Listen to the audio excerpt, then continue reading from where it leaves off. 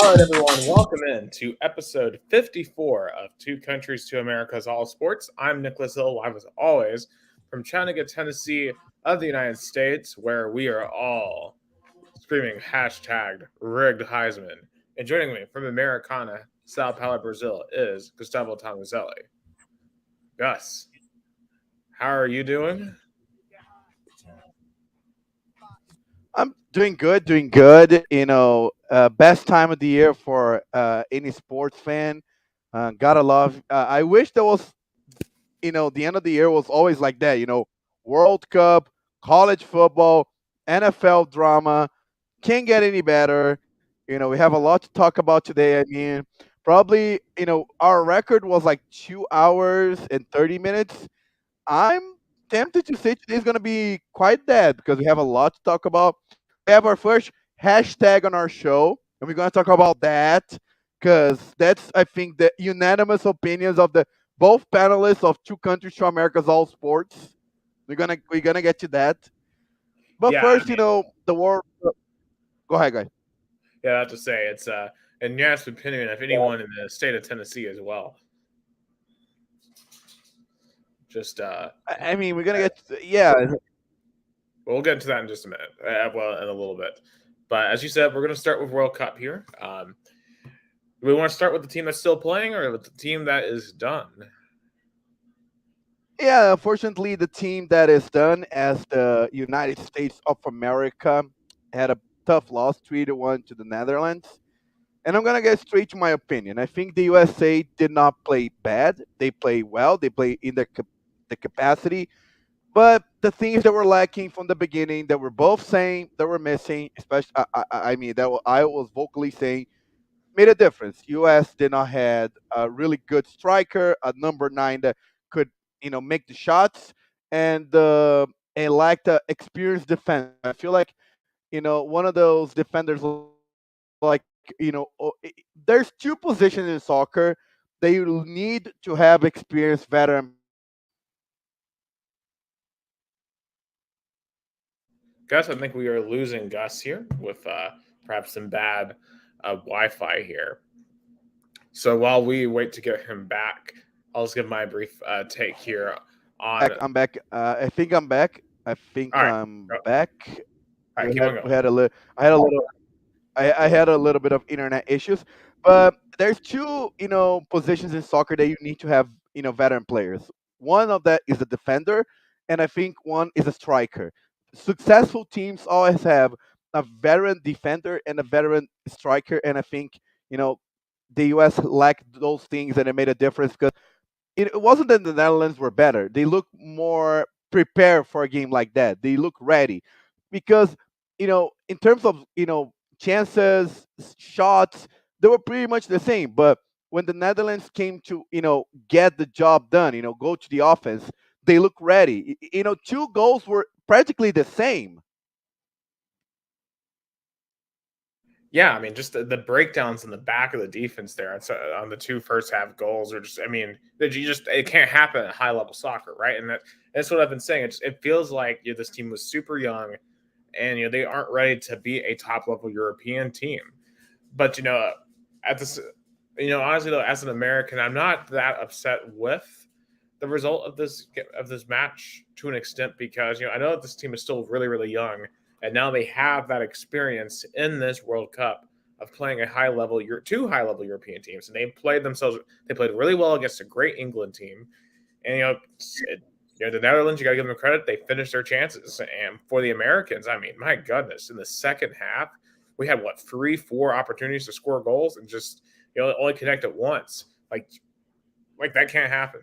Like in the next 4 years, we have to find somebody that can finish, or otherwise, this will be as far as we get in 2026. Like it's almost like we're turning into the New Mexico. Mexico up until this World Cup, they had gone to the round 16 but failed to advance 7 straight times. It feels like that's almost the fate of America until we find someone that we can trust up front. A- a- And I feel like this team deserves some credit. I think Greg Benhalter should not be fired. I think he done a great job bring this team back to the World Cup. But the thing is, I feel like In 4 years, probably the players will be more experienced. That's probably what the U.S. fans hope, that this team wasn't for 2022, was for 2026.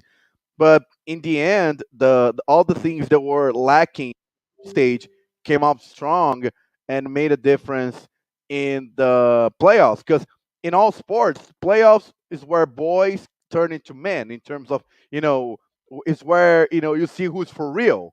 And the Netherlands were for real. And they have a really good coach, Louis van Gaal. I mean, the top level coach, because this is also a new generation for Netherlands.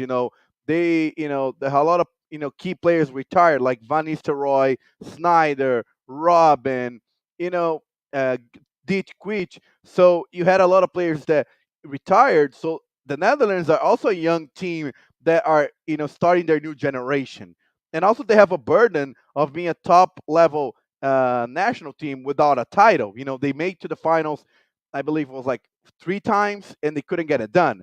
So they hope to finally get it done this time. But I feel like overall was a good participation. I give US a C plus for the World Cup participation. Yeah, I would definitely give them a C plus as well. Just about this is was the bare minimum, just getting out of the group stage, and they succeeded in that goal. I would have loved to see them, win a game or two in the group stage, but I'm not surprised that they didn't win a game or two in the group stage. But we'll just see if they can continue to grow over the next 4 years. And I think there is definitely a lot of talent, a lot of athleticism on this team that they continue to grow and continue to gel as a unit. Um, they could be dangerous on home soil in 26. So I'm very excited and cannot wait to see what they do at home, because I feel like that I may be make or break for their future. I I have a proposal, a bold proposal for the U.S. soccer, that a lot of other federations do it without a shame. I know Qatar took it to another level. But I mean, why don't you find, a really good striker and a really good defender that are not being used in their national team and thus naturalize it? I mean, other countries do it. Why not? I mean, just saying, Qatar took it to another level and practically naturalized their entire squad. But Italy has players like, even Italy has like Brazilian players. Um, Even Argentina had, like, even France has like naturalized players. The France team had, and there was a lot of controversy. A lot of those French players from the World Cup title, they were born in Africa. So they came to France and they find development. I don't know how you do it, but I mean, I know it's maybe a kind of eccentric proposal, but America as a I mean, country is the country of immigrants. Like we have the yes, Statue of Liberty. Like I'm sure there's plenty of talented soccer players that grow up here who maybe think about going back home and playing for their home country. But I mean, at the same time, you have to wonder if maybe the societal and political conditions perhaps will prevent that. Because I feel like in America, uniquely, there's a strong emphasis on being proud of your heritage, being proud of your nationality. Because I remember I had a discussion one time. There's a semester in high school where most of the people I sat with at lunch was the soccer team. And a lot of them were Hispanic. They were from Mexico and Guatemala and places like that. And I remember them talking about this one day.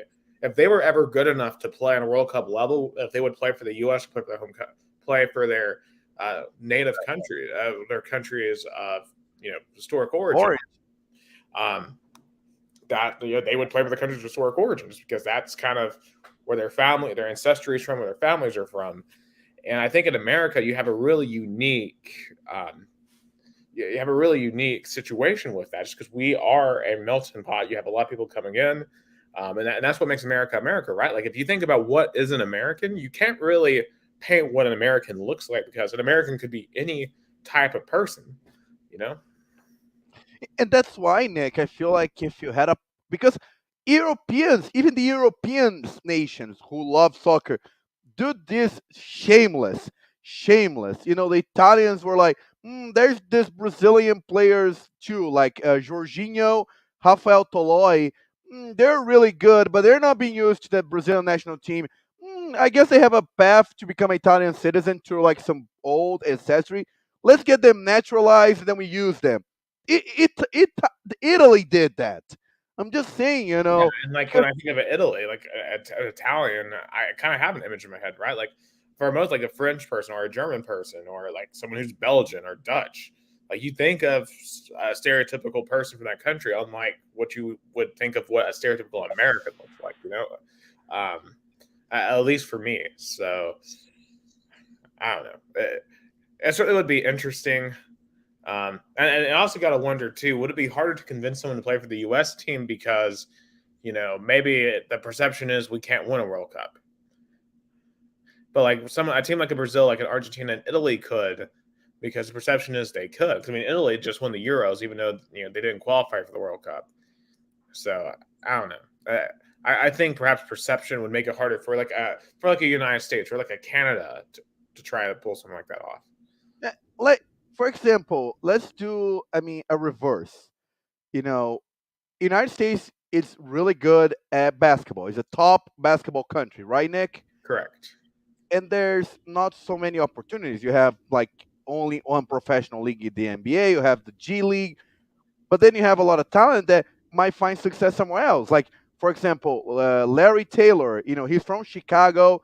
He plays for the Chicago Soldiers and San Antonio All Stars. I didn't even know they're is existing, but he found himself, success in Brazil. He's an idol here in Bauru Basket, who literally just won the South American, basketball competition, and Hmm. he even become naturalized Brazilian to play in the Brazilian uh,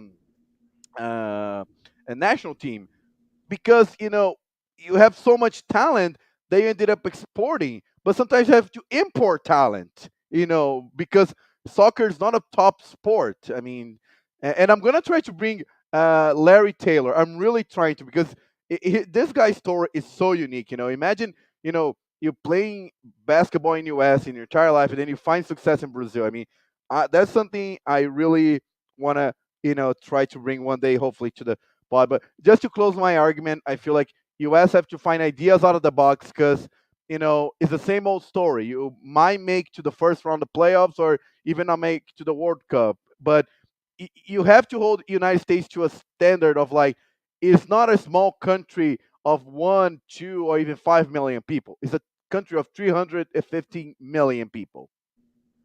Exactly, that's a good point. I think about John Fulkerson, for example. He's right now playing professional ball in Belgium. Chris Lofton, Tennessee legend, he was big in China at one point. So like, but like definitely when it comes to basketball, though, you only need about 15 players on a roster because soccer is 26. Um, I don't know, but like, unlike in basketball, I feel like everyone around a lot of countries around the world have the soccer infrastructure needed to win, right? At least you probably have like about 15 to 20 that truly have the infrastructure on a consistent basis to train out a team that can win a World Cup or at least I, come. I I feel like if you present a really good soccer player in Europe that is not being used in their national team of a real true project, or hey, you come here and you play in our country, maybe find an MLS team that embrace that, and you get a green card and you get U.S. citizenship, I feel like there would be a lot of really good top level player soccer that don't have a space in their own national team because they're so loaded that they would especially in I bet an Argentinian right now there will be Brazilians and Argentinians lining up really good soccer players lining up to have the chance to be to the American dream through soccer. I bet. I certainly could see that. Um, I'd be very curious what the public reaction would be if like we basically hired mercenaries to come in. Uh, but seeing other countries doing it, at the end of the day, Americans love nothing more than winning. So I think they would be willing to do whatever it takes. I mean, hence, just look at what's going on with the transfer portal right now in college football. But you know, Yeah, yeah, you use the weapons that you have. Like transfer portal is kind of like naturalization. I mean, in the past it wasn't like that, but now it is. I feel like naturalization is like transfer portal. It's like in the past, you play with the players that were born and raised here, but now you're not. You're born in one country, you ended up living in another, you become a citizen, or you ended up finding another way, and then you get success. It's like in college, you used to sign with one program, and you went there in your entire career. Now it's not. Now it's different. You play for one, two, even three colleges. You know, Yeah, I mean, it's like Georgia. It's like think about like George Way, for example. If he had the option, would he have decided to play for another team besides Liberia? Just like he could have had a chance to play in the World Cup. Like I mean, players like that. Like, what about Mo Salah? Would he try to like not play for England? Try or not necessarily England, but play for another I'm team besides Egypt? Haaland had a chance. Haaland, he's a top star in Manchester City, probably one of the best strikers City's ever found. He ended up choosing playing for Norway. I mean, I respect his decision, but I think it was foolish. Imagine if he played for England. I mean, he would have been. A, I feel he would have been bigger than Beckham if he would have played for England and Who was the bringing guy them. that played for PSG? He was like Swedish or something. Zlatan Ibrahimovic. Yep, that guy. He also another example. They ended up he could have been player for. I mean, if US had Zlatan Ibrahimovic, 70% of their problems would be gone. Yeah, it's just just gotta get to convince. Maybe we can convince Mo Salah to become American in the next 4 years. I think that's the solution. Sadly, since he already played for the national team of Egypt, you can't. That's the thing. Like you have to find players that are You good. can't change. So you can't really do a transfer portal necessarily.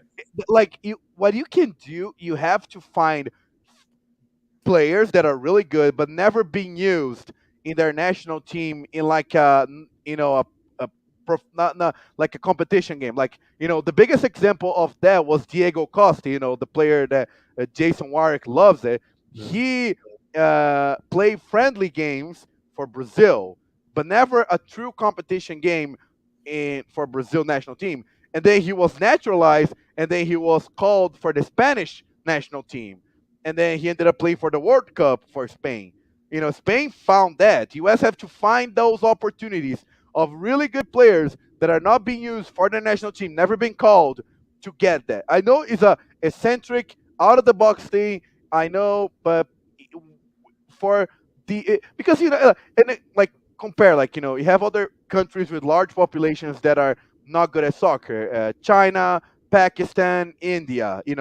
Also big population, not in the World Cup, not a good tradition. But US have a difference. People want to go to the US. People want to live in US. People have the American dream. So why couldn't the US men's national team lure good players in with that? I mean, it certainly is a great question because I mean, I feel like for a lot of players, the allure of playing in the U.S. should be huge, and I think that's partially part of getting these soccer players better branding. Like Christian Pulisic, I think it's been a good example of now an athlete that has name recognition across the entire country. Um, and if we can promise that for more soccer players, I think that is going to help significantly because that's where we got to get these players on the same level of these other athletes. Because I think about one of our guests said a few weeks ago how he had a friend ask him if Tim Howard was still playing on the team. Yeah. Like that's who people remember. They don't know who people are playing right now. So, but everyone now knows who Christian Pulisic is because of his legendary goal against Iran and and how he sacrificed his body to get that goal. So, No, I think Chris Pulisic definitely did a really good World Cup. Of course, the chance that he had to score would definitely made an impact because he had like a open shot, yeah. great opportunity that he missed. I know being the best player, you couldn't miss that. But overall, he scored a goal who qualified the team for the next round. You sacrifice his body to score. I feel like he made his name. He did what he was supposed to. The only thing I ask is like he needs even Colin Cowherd, great journalist from Fox Sports, it was saying like every great guy has a number two. Jordan had Pippen, um, Malone had Stockton, and so on and so on. I feel like still like years gone by, and Pulisic still doesn't have a clear number two go guy. Yeah, and then definitely up front because I feel like we got some guys in the back end that could develop into that, like a Tyler Adams. I think it's going to be a great asset for years to come. I think Tim Way is going to be a great asset for years to come. Um, or we just gotta hope there's someone in an academy somewhere, someone who right now is like 16, 17, who in 4 years will have what it takes to be that number two. And because we need we have Batman, but we need Robin. Yeah, I mean, also another great surprise. I feel like a player that also played really well. Serginho Dest, Yeah. good winger, one of the best wingers in the World Cup. I wish Brazil had Serginho Dest right now. I mean, I wish we could do a trade. We get Serginho Dest and we send Pedro and Gabriel Martinelli. We do a trade like in the That would NBA help both teams significantly. because we help both teams. Because like, oh my god, like Brazil really needs Serginho. We're gonna get why Brazil needs Serginho Dest right now, but he did a great job. I feel like he played well. He was the player that got the ball from defense to offense. Great winger. I feel like Serginho Dest, surprise player of for me in the World Cup for US. Yeah, and speaking of that Brazilian team, you guys are still in the World Cup to the quarterfinals. You guys had a pretty dominant 4-1 result against South Korea. Just what do you think was the key to the success there in that game? Scoring early. I even was having a pre-game show about it, and I comment if Brazil was able to score in the first 15 minutes, it would have been a you know it wouldn't been a goal that would have opened up so much. Brazil would have destroyed it, and that's exactly what happened. Because when Brazil scored first, quick with Vinicius Jr., South Korea had no other choice to like go and attack. And then when you open up space in defense of a loaded offense of Brazil of Rafinha, Vini Jr., Richarlison, and Neymar, you're asking to be scored. And that's exactly what happened. Brazil could have won 6, 7-0. They took the foot they took the foot out of the gas. I feel like Tite was a little bit irresponsible. He should have subbed Neymar on halftime. Neymar coming back from an injury, like when you have 4-0, that game is decided. You have to sub in, like, because you never know what's gonna happen. Like, imagine if Neymar got injured again, like Brazil would be screwed. But I feel like it was a good result. But I'm not that confident. All contrary to all my Brazilian friends and all people that I talk to, I'm not optimist about Friday. I'm not. Yeah, because in comes is it Croatia, correct? Is next. Yes, Croatia, another European country in the quarterfinals. It gives me goosebumps because, as I point out, Brazil is 0-4 in the last four World Cups versus European countries in the playoffs. Yeah, I gotta give Croatia credit too because they took Japan's best shot the other day, and man, yeah, but you got to give them credit that they survived. They got to penalty kicks and they were able to survive that duel. And credit to the goalie for sending those shots because Japan had several opportunities to win that game, and Japan probably should have won that game, but they couldn't finish. I kind of remember the U.S. in that regard where they could not finish against the Croats. But I was comparing this Croatia game. It remind me a lot of the Belgium Japan game, also in the round of 32 last World Cup, where Japan gave a hard time for the Belgium team. They scored 2-0, and then Belgium came back to win 3-2. So Japan always give a hard time, in the playoffs. But I feel like, you know, Croatia has the more experienced team. They know how to do. They have Luka Modric, veteran player. I feel like he's gonna make a difference. I don't know. I'm not that confident. I wrote in my Twitter that I think Brazil's gonna give bye bye on Friday. I mean, I can be wrong. Maybe I hope to be wrong, but I just don't see it. I just don't, because this game is an illusion game. It's like when it's like the LSU Georgia in the SEC play in SEC championship. The disparity was there. It was a big disparity. It was like LSU Georgia. I mean, people should not, comparing Brazil to the South Korea. Should be more looking into what happened with the Swiss and to Serbia. teams. Look what Portugal did to Switzerland, But I six have to to one. say, like y'all struggled with them, and Portugal just they just walked right through them. I mean, and the fact that they sat Ronaldo and just went off like that, like I mean, Ronaldo was holding that team back. And credit to the coach Fernando Santos. Credit to bold decision to not be held by name Cristiano Ronaldo. Oh my God, he's a star. No, he's not playing well. I'm gonna make him the sub. And look at the team flourish. Score 6-1. And what's funny, the guy that ended up in Ronaldo's place, Gonzalo Santos, scored 3 goals. So, credit to Fernando Santos. I mean, bold decision. And Cristiano Ronaldo, I mean, he's just in a petty phase. The, look what he did to Manchester United, a team that gave projection for him in international stage, that he was an idol. He, left without saying goodbye. He was so coward that he left for the World Cup, gave an interview for Piers Morgan, and said "F you" to the team.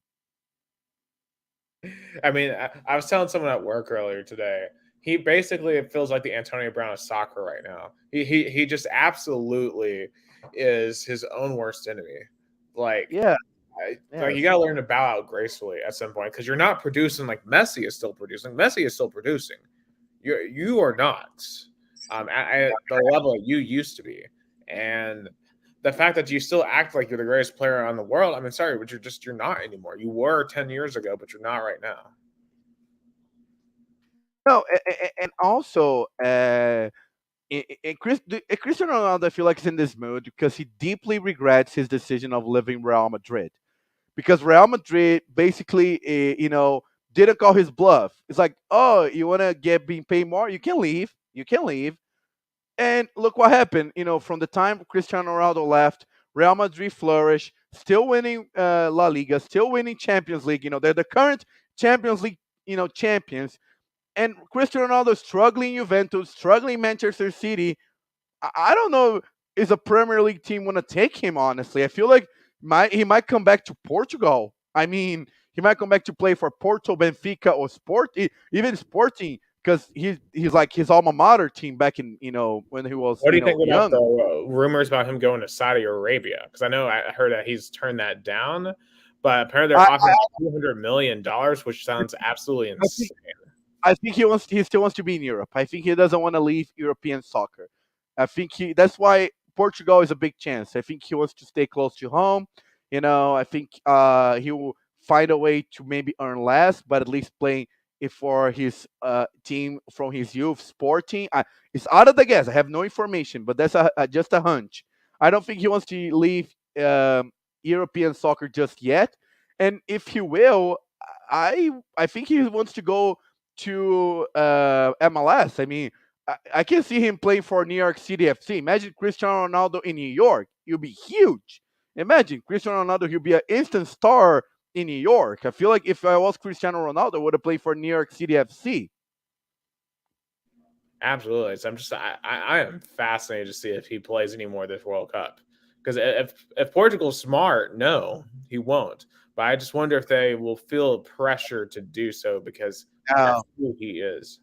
the coach has all the momentum. Like the fans are happy right now. Imagine you're the only European country who flourish in this round of 32. So the Fernando Santos has all the momentum.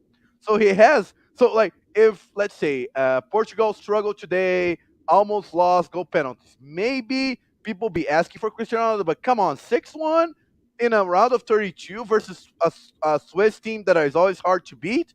I think Fernando Santos are going to keep his, decision, and I think, but they're going to have a tough time with Morocco because Morocco played the best defense in the World Cup. I mean, what a performance! And then on penalty kicks, wow.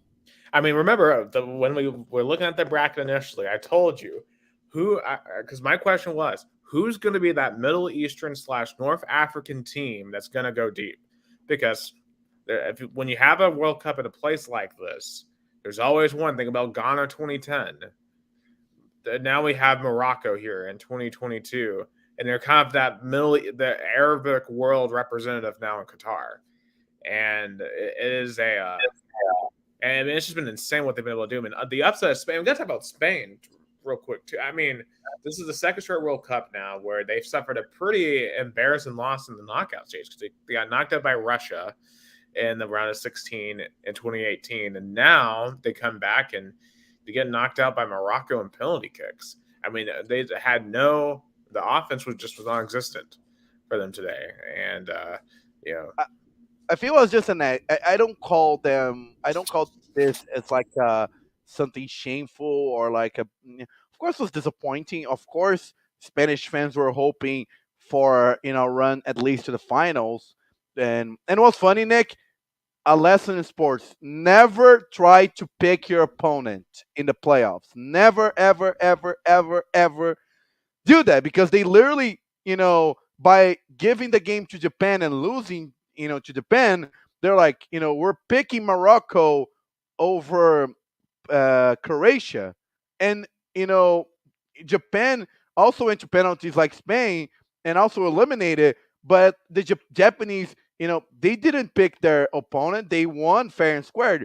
The Spanish manipulate the system to pick their opponent, and haha, got screwed. yeah, So good lesson. Never pick your opponent in the playoffs. yeah. Also, two other teams that I think really stumbled and fell on their faces here. Obviously, Germany once again, second straight exit, and Belgium. What happened to Belgium? I mean, this is as they said on Fox Sports. I was watching this. I think it was what last Wednesday, Thursday. They're like the golden generation has turned into the bronze generation, A and lot of vanity. A lot of vanity. It was given a lot of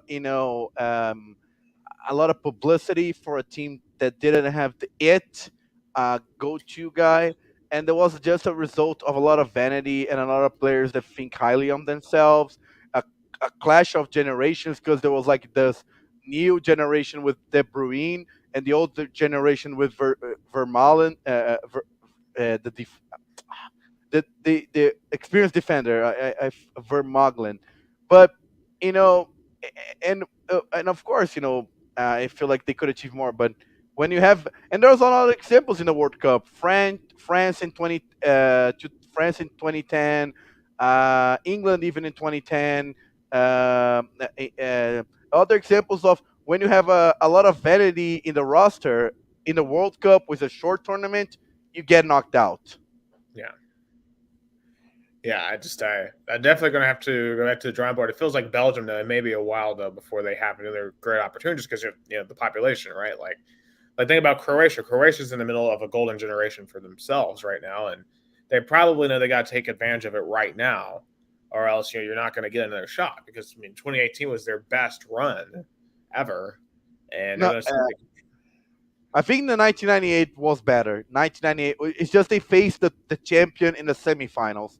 But I feel like the Croatia had 1998. I mean, Suker was one of the best strikers in European soccer back then, playing Real Madrid. And but definitely like Croatia is using their generation to the max, and they don't have vanity. That's the difference between Croatia and Belgium. It would have been so unfair for Belgium advance and Croatia to be eliminated because they both clash in the group stage. One went in and one got out. Right. Um, yeah, Croatia. I'm impressed with their organization. And it feels like definitely Brazil. They're going to have to be exceptionally disciplined uh, Yeah. in their quarterfinal match. You're going to have to really, really just you know pick your shots. Make sure you prevent the counterattack.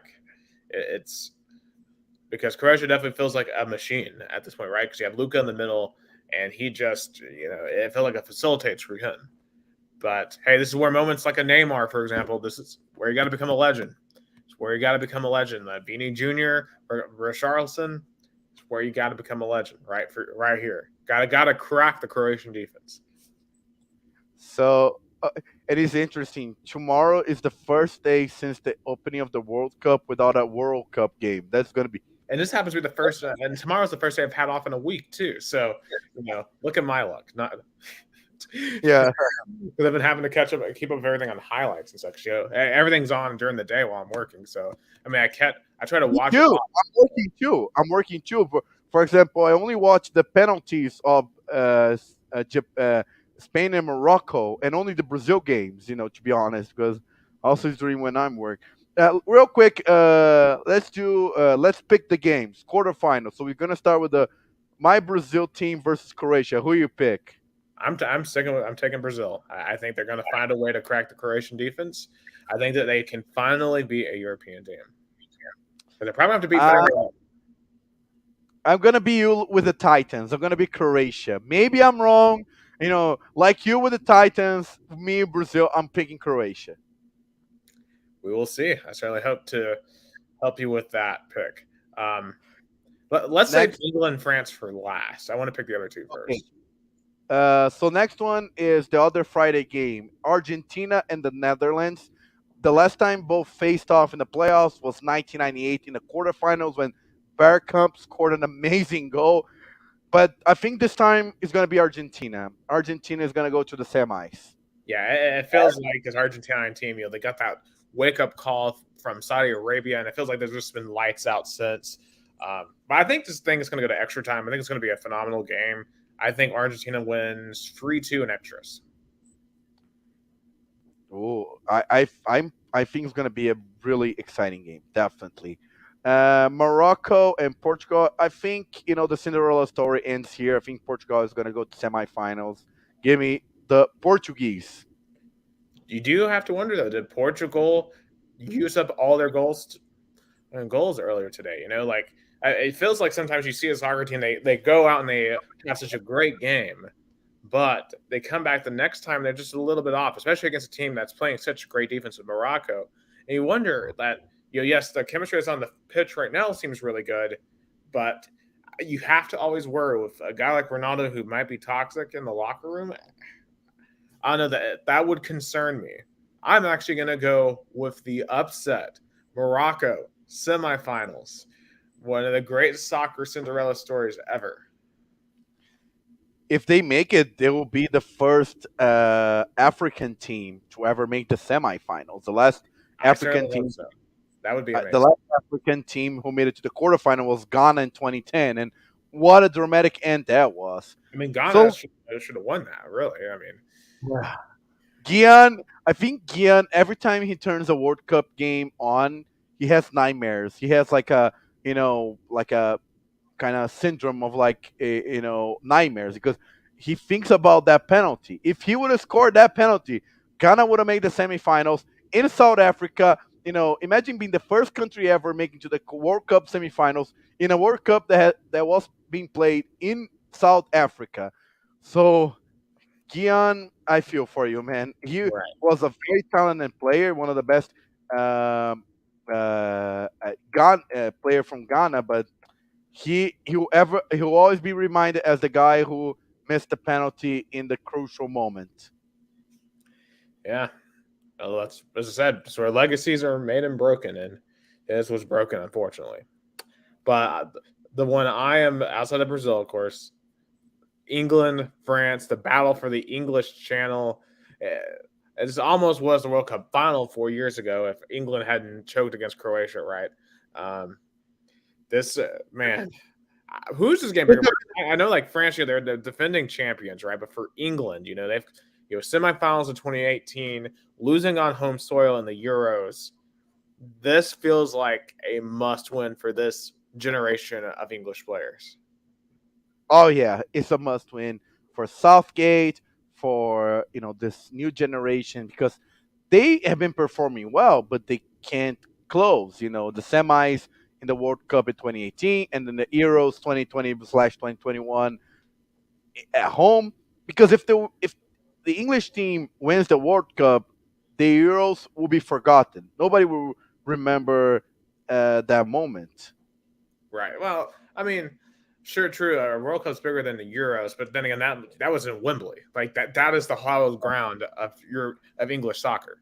Like losing a major tournament in Wembley, I just that to me, I feel like that would stick to me forever. as an English fan, even if you win the World Cup at Qatar, right? Yeah. But No, I think we'll pretty much kind of erase that generation loss because World Cup is bigger than Euros, right, and and it's been it, what 60, 56 years since they've done it. yeah, 76, 86, 96, 2006, 2016, 55, 56 years. 56 years. And of course, people claim that England rigged that 1966 World Cup anyway. So some people would claim that England's never won a legitimate cup. Um, I don't know. I think the France is though. I mean, they haven't missed a beat, lost a step. It seems like since 2018, and it just what would concern me if I'm England is that U.S. game. I mean, because that English attack that day just was non-existent in that game. Like the offense, I just felt like that the creativity wasn't there. I felt like they weren't playing the right players in that match. Like for example, like a Mason Mount, like what was he doing on the pitch? Um, you know, I just have to curious to see. And then also not to mention, Raheem Sterling now he had to go back home because of a personal situation that happened back. Home invasion. Yeah, home invasion. So I'm not sure who would. I'm not sure who's going to step into his spot there, but that's a major loss for the English. But give me England. Football's coming home. That's my pick to win the World Cup. Football's coming home. Football is coming home. Honestly, I am rooting for England here. It's the only other country I've ever been to. I'm going to be real though. I trust that championship pedigree, and when it comes to England and France, I think it's going to be a phenomenal game. But who do I trust to finish? I trust France to finish. Give me the French. Um, but say la vie.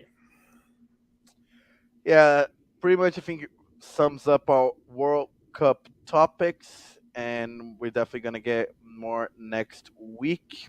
Probably, I'm thinking about next Monday because the semifinals are gonna be Tuesday and Wednesday. I definitely want to get definitely analyze the semis because I think it's gonna be two matchups for the ages. But let's get to college football because that's something that was a crazy weekend, right? Right. I mean, we have so many college football topics. Some of them, some of them cool to talk about. Some of them we're going to get very angry talking about. But let's just kind So of let's start. get Let's just start with the playoffs, and we can kind of react to the championship games.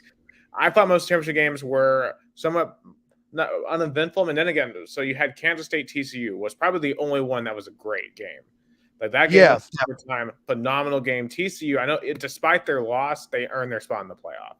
Like they fought back. Max Duggan is a warrior, and Well, that guy deserves a award. I don't know, yeah, like a Brave Award. I don't know. out of That the four guys that are in New York this weekend, he's the one. He's the only other person outside of Hendon Hooker I'm okay winning the Heisman this year. yeah, Max Dugan, the performance that he had at the end of the regulation game, I couldn't. He ran The for guy 95 yards on the final drive. he couldn't even stand up after the touchdown. He was like done, but he kept playing. He kept there. Show Yeah. how tough this TCU team is. Yeah, I mean, compare that to USC. USC folded like a paper tray. Like when Utah went up by 10 points, USC just they gave up. They did not have the mental toughness. And you can have all the talent in the world, but you got to have it up here. And TCU has that. That's why TCU comes back and wins these games time after time after time again. USC, when they got into a precarious spot, they folded because Utah was just a tougher team. That defense, I mean, Tennessee's performance in South Carolina a few weeks ago was really bad on defense, but USC in the fourth quarter especially was just atrocious, just completely fell apart. And they deserved to not be in the playoffs because of it, because, yeah, that was not a top four team. But, in the other games, Georgia rolled LSU. No shock there to me. I don't know if it was to you. I mean, Yeah, for the surprise of no people because LSU, I mean they didn't deserve to be there. I know they beat Alabama in the regular season. That's why pretty much they were there because they were able to win Alabama and on head to head they got in. But clearly. they didn't have. I mean, it was too early. I feel like Oh, probably Brian Kelly with one or two more seasons is gonna get LSU to the top level, but I mean, they're not there yet. he absolutely overachieved this year, beating Alabama, making it to the SEC title game. So LSU fans, I don't think have anything to be upset about. Um, they got a, I mean, they have definitely a bright future ahead because Brian Kelly has proven that he can win consistently. The only question is, can he win the big ones in the postseason? And with more talent, maybe he can. But Georgia, obviously, right now is just number one in the country um, by a long shot. Michigan kind of struggled with Purdue for a while in their game, but they were able to pull away. They won the Big Ten. I Yeah, mean, Michigan is pretty much a second half team. When yeah, they flourish against Ohio State, second half. yep. So Michigan, I guess, comes out stronger in the second half. But they can't afford to do that though. Like if they play Georgia, you can't get behind on Georgia because of their defense. They're gonna have to come out and play well in the first half. If they end up playing, or even TCU, because TCU also is a second half team. Trying to think who what else we've talked about. Oh yeah, but then you had Clemson, North Carolina, but that game didn't matter for playoffs. I only paid attention to it for bowl I mean, reasons, as we'll get into for a second. we have a breaking news from Clemson. DJ Ugalele going to the transfer portal. Oh yeah, I mean when after he got benched in the first quarter, that was all she said and wrote. I was kind of shocked they hadn't started Clay Klubnik earlier in the season, to be honest, because usually lately he had a good stretch early on, but he fell apart towards the end of the season. I mean, he only threw for like 100 yards against South Carolina. You know, I mean, And just he should have been benched after that game. he reminded me a lot of Kelly Bryant. Same kind of a player who got benched and transfer out. Yeah, I mean, someone's going to take a chance on him, and I think they're going to be disappointed in the results that they get. I could see him go to like a UCLA or Oregon type team. I think he's gonna want to go back west because he's from like California, I think. So I think he'll go back west.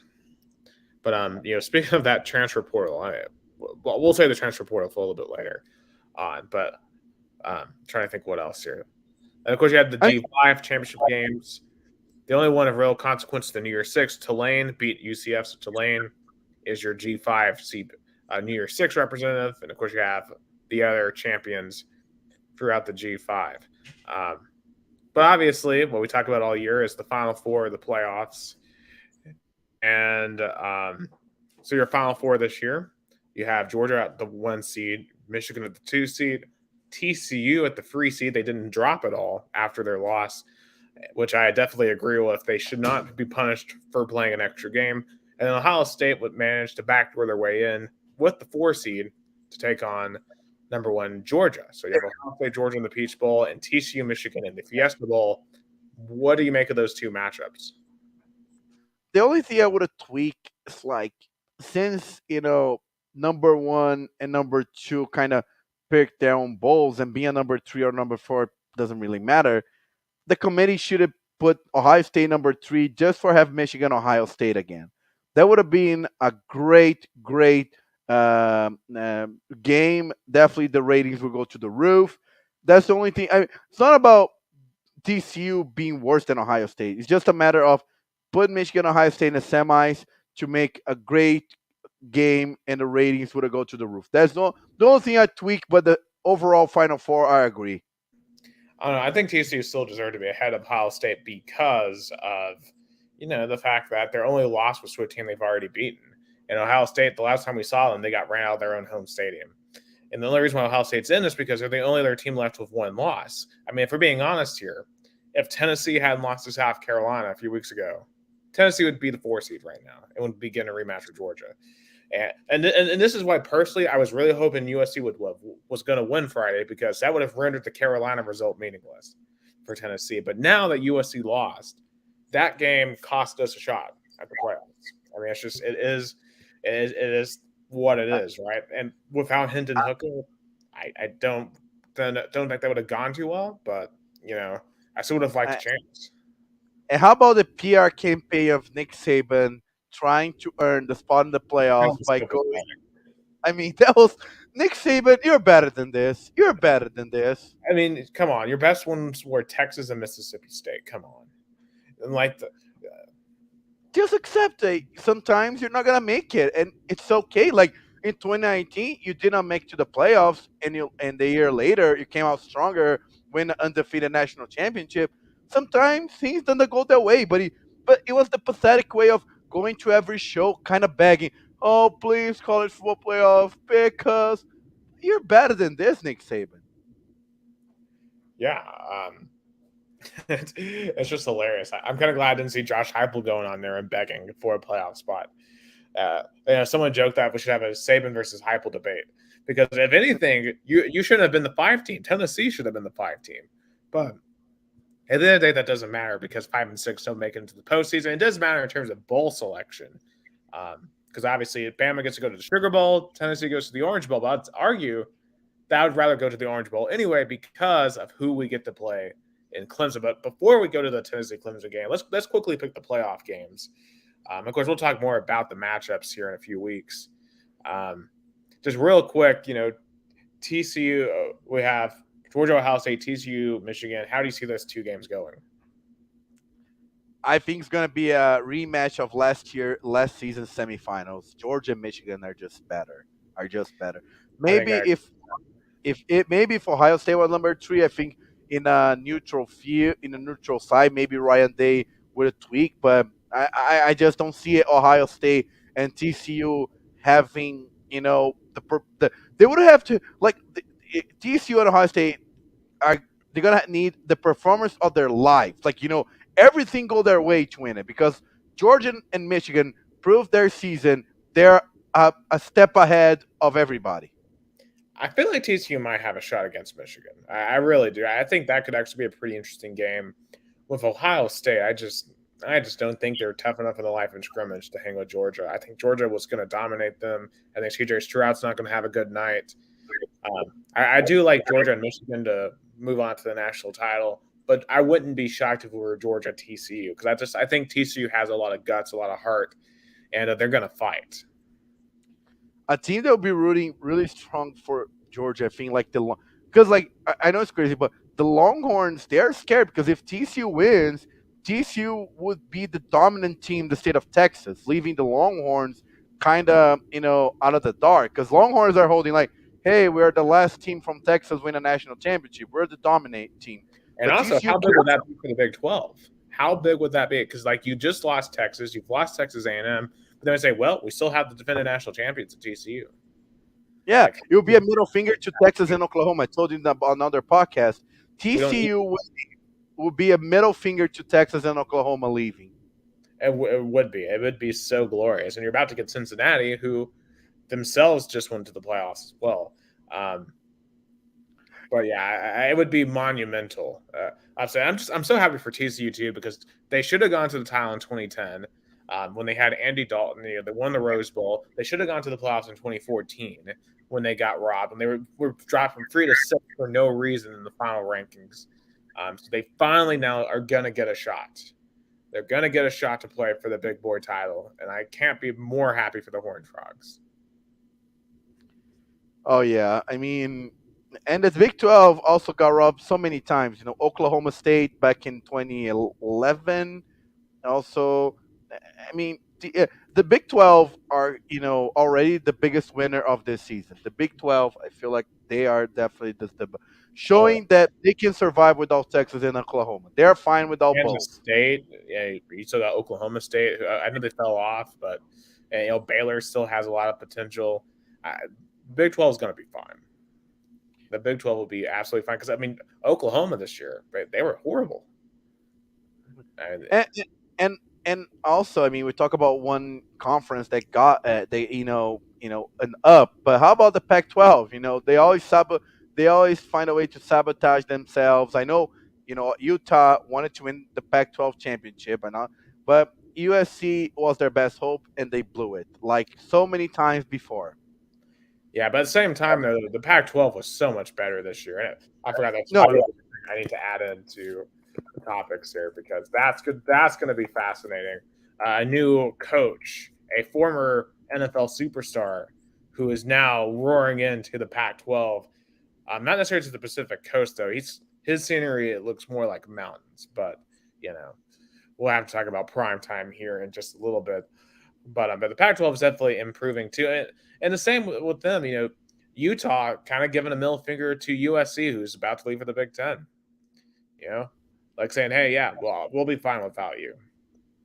Like, we will be so fine without you." Because I mean, the Big Ten, let's be honest, outside of Ohio State and Michigan this year, sucked.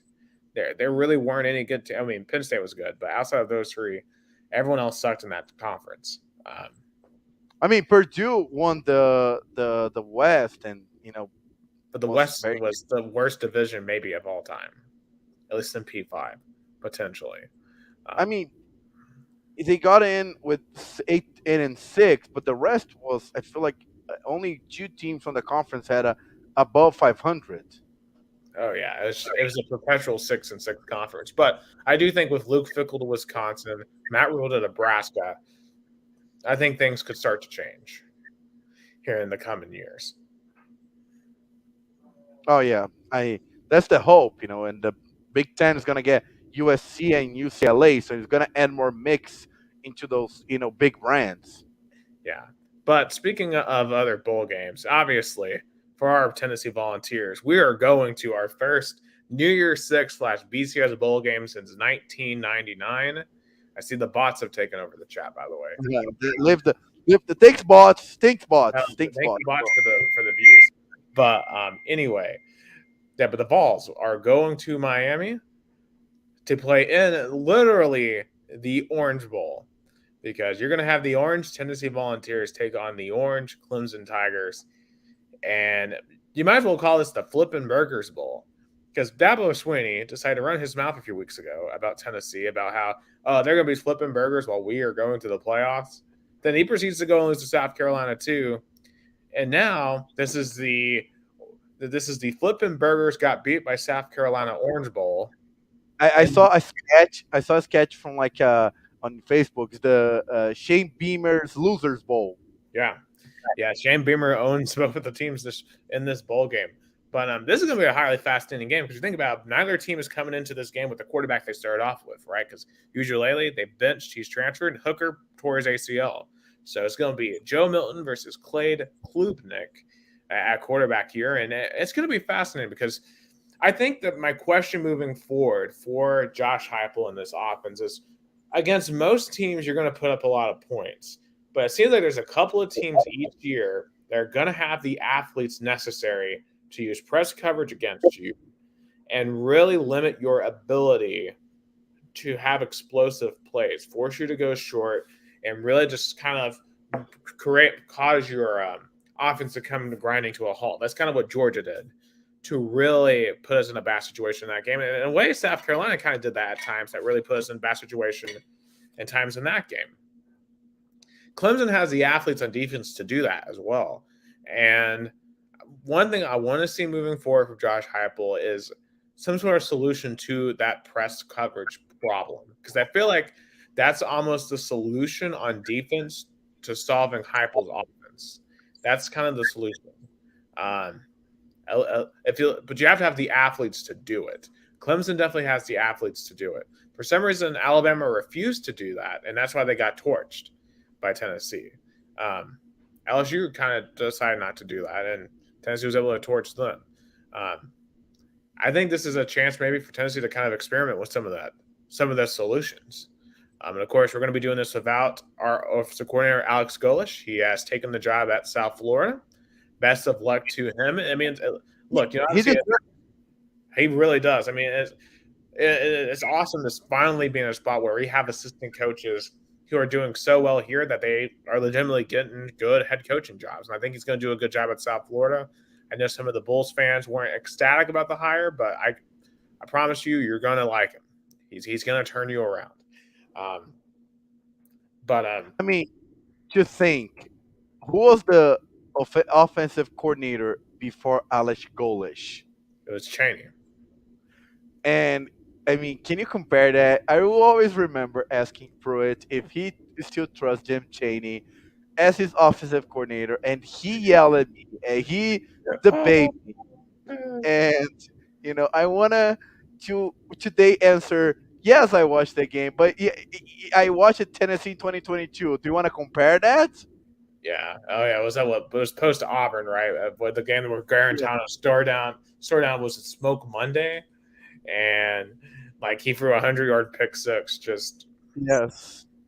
God, we've come so far in so long, and that's the thing. I've seen some people say that this was a disappointment for Tennessee that we didn't make the playoff. But do you realize where we were like 2 years ago? Yeah. I saw one guy. He posted his preseason expectation list from like September 1st, the day of the Ball State game. He was like, all he hoped for was a winning season, beating Florida, and going to a bowl game. That's all he hoped for. And now we're here, ranked sixth at the end of the regular season, going to the Orange Bowl. I mean, that is absolutely just beyond my wildest dreams for this year. I mean, it's just been phenomenal.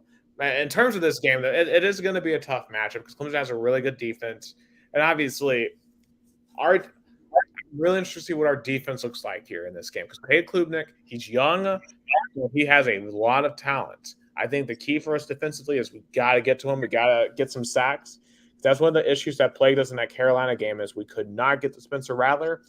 I could tell all the way from the nosebleeds in Williams-Brice Stadium that Spencer Rattler's jersey was very, very clean. Cade Klubnik's jersey on December 30th cannot be that clean. Otherwise, Clemson's going to have a really good night offensively. I know obviously Tennessee had a good response against Vanderbilt, but that's Vanderbilt. They don't have they have they don't their offense is not very good. So they got to get to Klubnik and then Joe Milton, right? Because he had some overthrows against Vanderbilt again. I mean, he hit one or two big passes, but it's just you have to wonder: was it the weather, or is he still struggling on the deep throw? And it's just been a kind of debate among some of my friends, some of the other people I've seen online. Of is Milton truly the guy next year? Just should you go get someone in the transfer portal? I almost wonder if this game is almost an audition for him for next year. Oh yeah, I definitely can see that, and I wonder who's going to be the interim offensive coordinator. I guess going to be Joey Hazel, the That's Tennessee what I would quarterback. say. I would promote him to OC just period. Just keep the continuity. I wouldn't do Yeah, anything drastic. I mean, look at the great job he did with the Hendon Hooker. He deserves Yeah. to be rewarded for that. And I feel like we'll give stability to Joe Milton because Joe Milton definitely needs support for next season. And the audition, I feel like even if he struggles and Tennessee loses, I think Joe Milton should still be the starter next season. Right. But of course, if you win strong, they'll give even more confidence for next season. I I don't say it as an audition, as more as like a preview, or like you have to give him the the security because Oh, for he sure. proven to be talented, but he has struggles that are noticeable.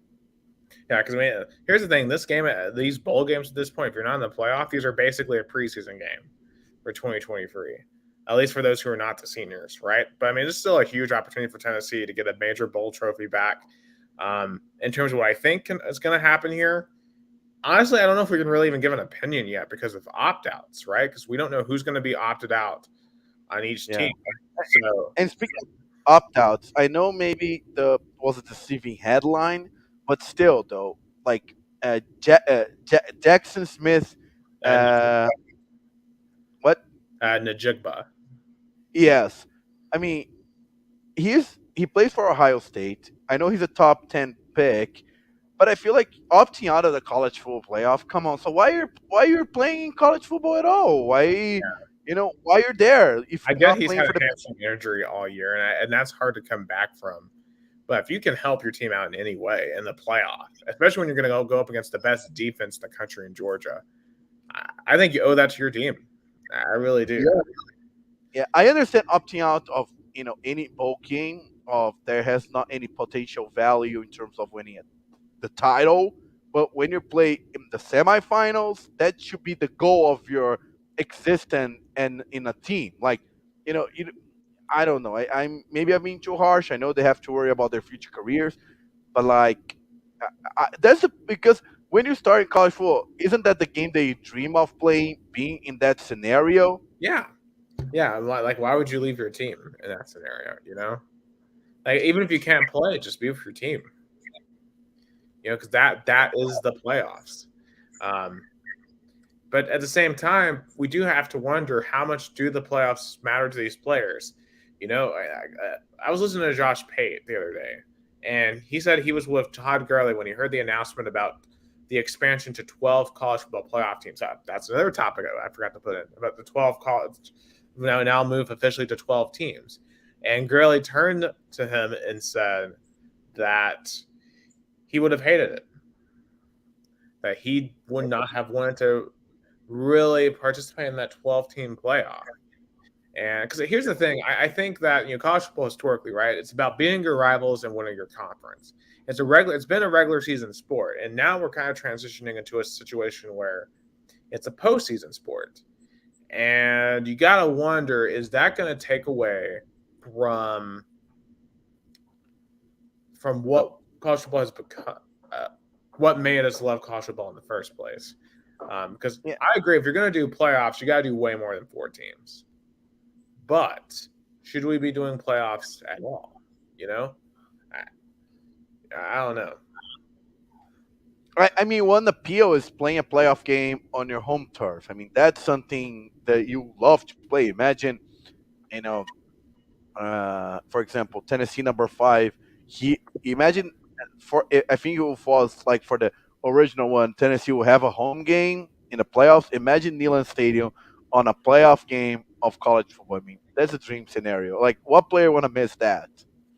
Oh yeah, I mean it would be amazing. Because I'm trying to think, what would a 12-team playoff look like this year? Um, when we play, we would play Penn State. Imagine Penn State coming to Neyland for. Actually, wait, hold on. It would actually be. Wait, okay, so we would be the 8th seed and it would be hosting Kansas State at home in Neyland. Not the biggest opponents, but still, that's a playoff game in Neyland. And that would be insane atmosphere wise. Uh, oh yeah, yeah, I agree. And even I think those teams are gonna get a bye. I think they're gonna hate it. Imagine, we play the best, we're not gonna have a home game. But I know that's the part that really discourages me. It just shows how much power these bowl games have. It's ridiculous, you know.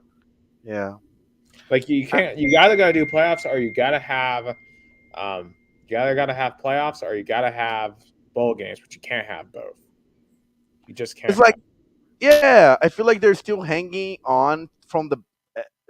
They're hanging on by a thread. I mean, they're this close of losing any mean and getting rid of all and just imagine going and then I feel like if you even get rid of bowl games, you're gonna go to the 16 because then you go 16, 8, 4, and then 2. Yeah, I mean, in these playoff games, effectively, they will become what your bowl games are. Yeah, but of course, both games still have a lot of influence, especially financially, with all the sponsors, and of course it's a consolation prize, and both games like to promote themselves, But I still feel like I agree with you 100%, Nick.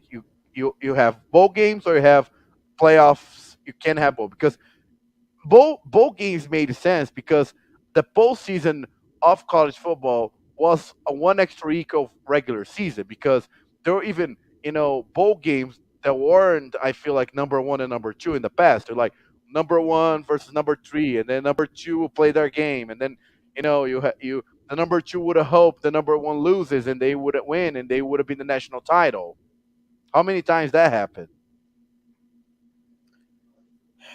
I don't know. Like, I don't know how many times that would play out. Um, No, no. I mean, I'm saying like in the past, how many times number one team did not beat the number two team, but they got the national champions because of the bowl structure. oh yeah, oh that happened all the time. Back in the Yeah, day. I mean, there's Tennessee national champions that we won, but like we lost the bowl game. I think didn't we?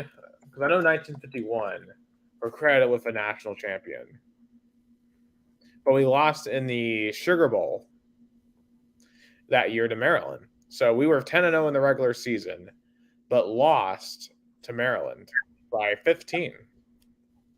But 1951 still counts as a national championship for Tennessee.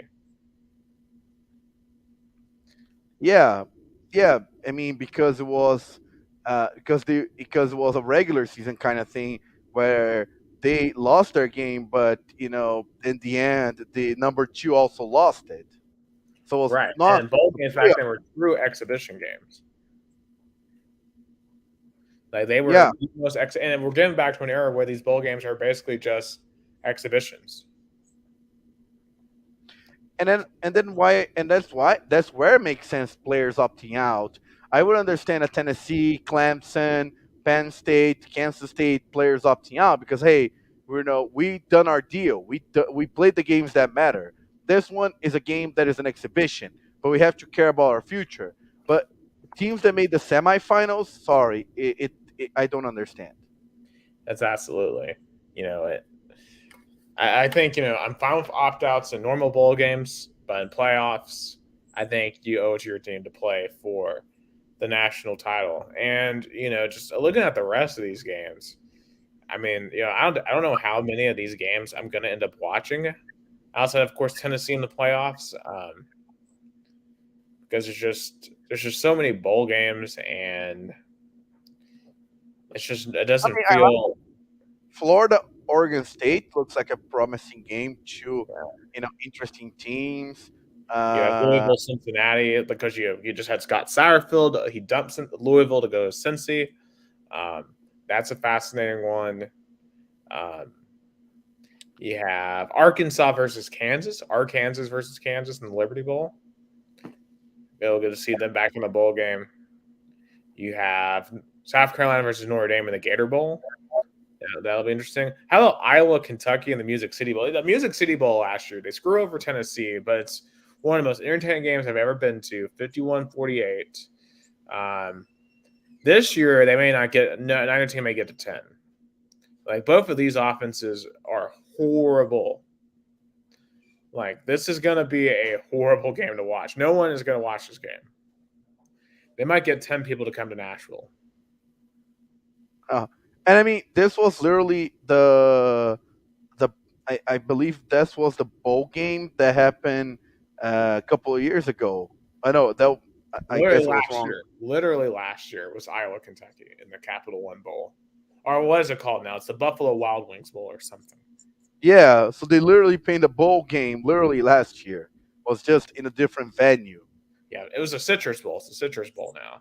See, I can't keep up with all of these bowl game changes. Like I mean, now, like the Outback Bowl is the Quest Bowl. You I know, mean, there's literally a not Jimmy Fallon, Jimmy Kimmel LA Bowl. Jimmy Kimmel Bowl. The one I would love to for Tennessee to go to one day is the Las Vegas Bowl. That would be one heck of a trip. There's a Myrtle Beach Bowl now. We have the famous Idaho Potato Bowl. You have it's the walk on Independence Bowl. That's the funniest one, the walk on bowl, as some people like to call it. We have the Pinstripe Bowl, the Fenway Bowl, the Cure Bowl.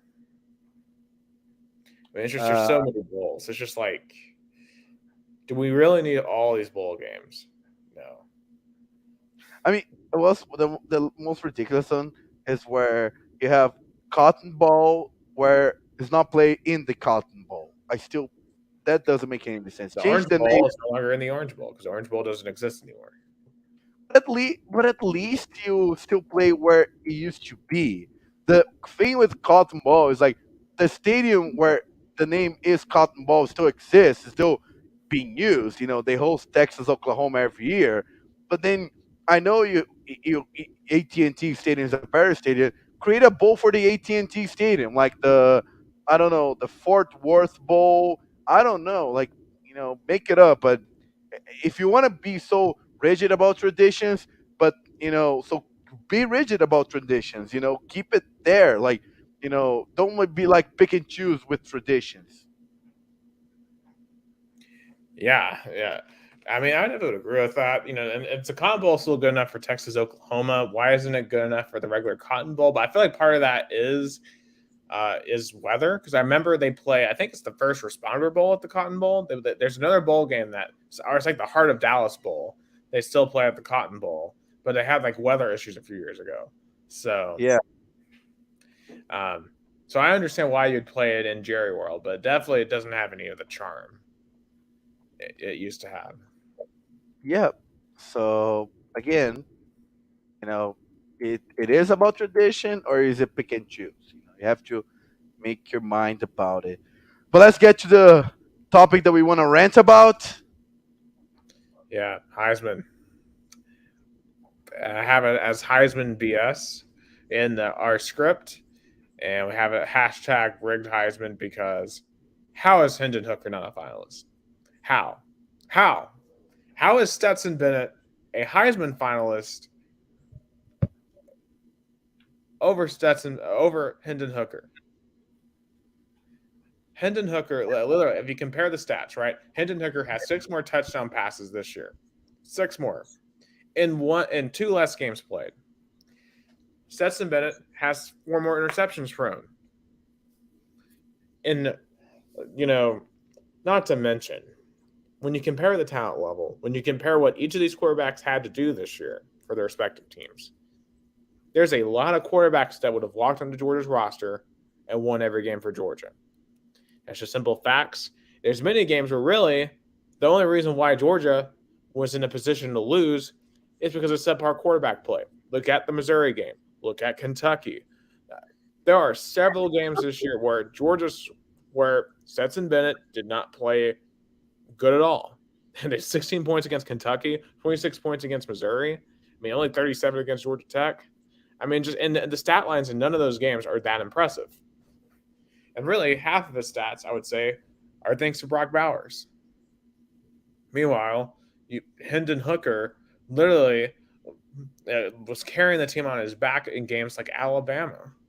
Like, show me, what is Stetson Bennett's Heisman moment? The Stetson Bennett doesn't have a Heisman moment. Hendon Hooker has a Heisman moment. The 15 seconds at the end against Alabama. Hendon Hooker, if you take Hendon Hooker off of Tennessee, I mean, would we have gone 10-2? No. If you take Stetson Bennett off of Georgia, do they still go undefeated? With many quarterbacks, absolutely. Absolutely. I mean, this is a disgrace. It's an absolute disgrace to the Heisman Trophy ceremony that Stetson Bennett is a finalist this year. It just is. It is an absolute disgrace. I mean, when you look at other awards, right? Because Hendon Hooker's AP SEC Player of the Year, he's up for the Maxwell Award. Yet he's not good enough to be up for the Heisman Award. I mean, what is even the Heisman Award? What's even the point of it? It's an absolute sham of an award. It feels like ESPN, because here's the thing: ESPN feels like was pushing a Stetson Bennett for Heisman thing since week 1, right? Because they had the really good win against Oregon, and they always kind of kept that as a possibility. And I've always kind of made fun of the whole ESPN's against Tennessee thing, but I legitimately think now ESPN's against Tennessee. Because here's the thing: you have the Heisman thing, right? Where Hendon Hooker clearly should have been a Heisman finalist. He was not. But then the Alabama-Tennessee thing. Who was calling the shots there? When it's obvious by every metric on paper that Tennessee should be ahead of Alabama for the 5 spot. Tennessee's not in the 5 spot. I'm sorry. There's some clear anti-Tennessee bias at the level, and I feel like we were punished more for our loss at South Carolina than any other team would have in that scenario. I'm sorry. Like, I feel like there's some other teams that have suffered some really bad losses this year. They get totally glossed over.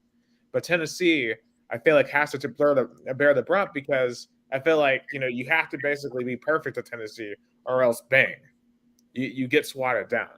And then, think about it. There's stuff that Tennessee fans get criticism for. Like, why didn't South Carolina fans get criticism for throwing stuff on the field? Why don't Ole Miss fans get criticism for throwing stuff on the field? But Tennessee fans, we still hear about throwing stuff on the field, right? It feels like Tennessee fans are constantly targeted by national media, and now, it seems like that goes towards our players too.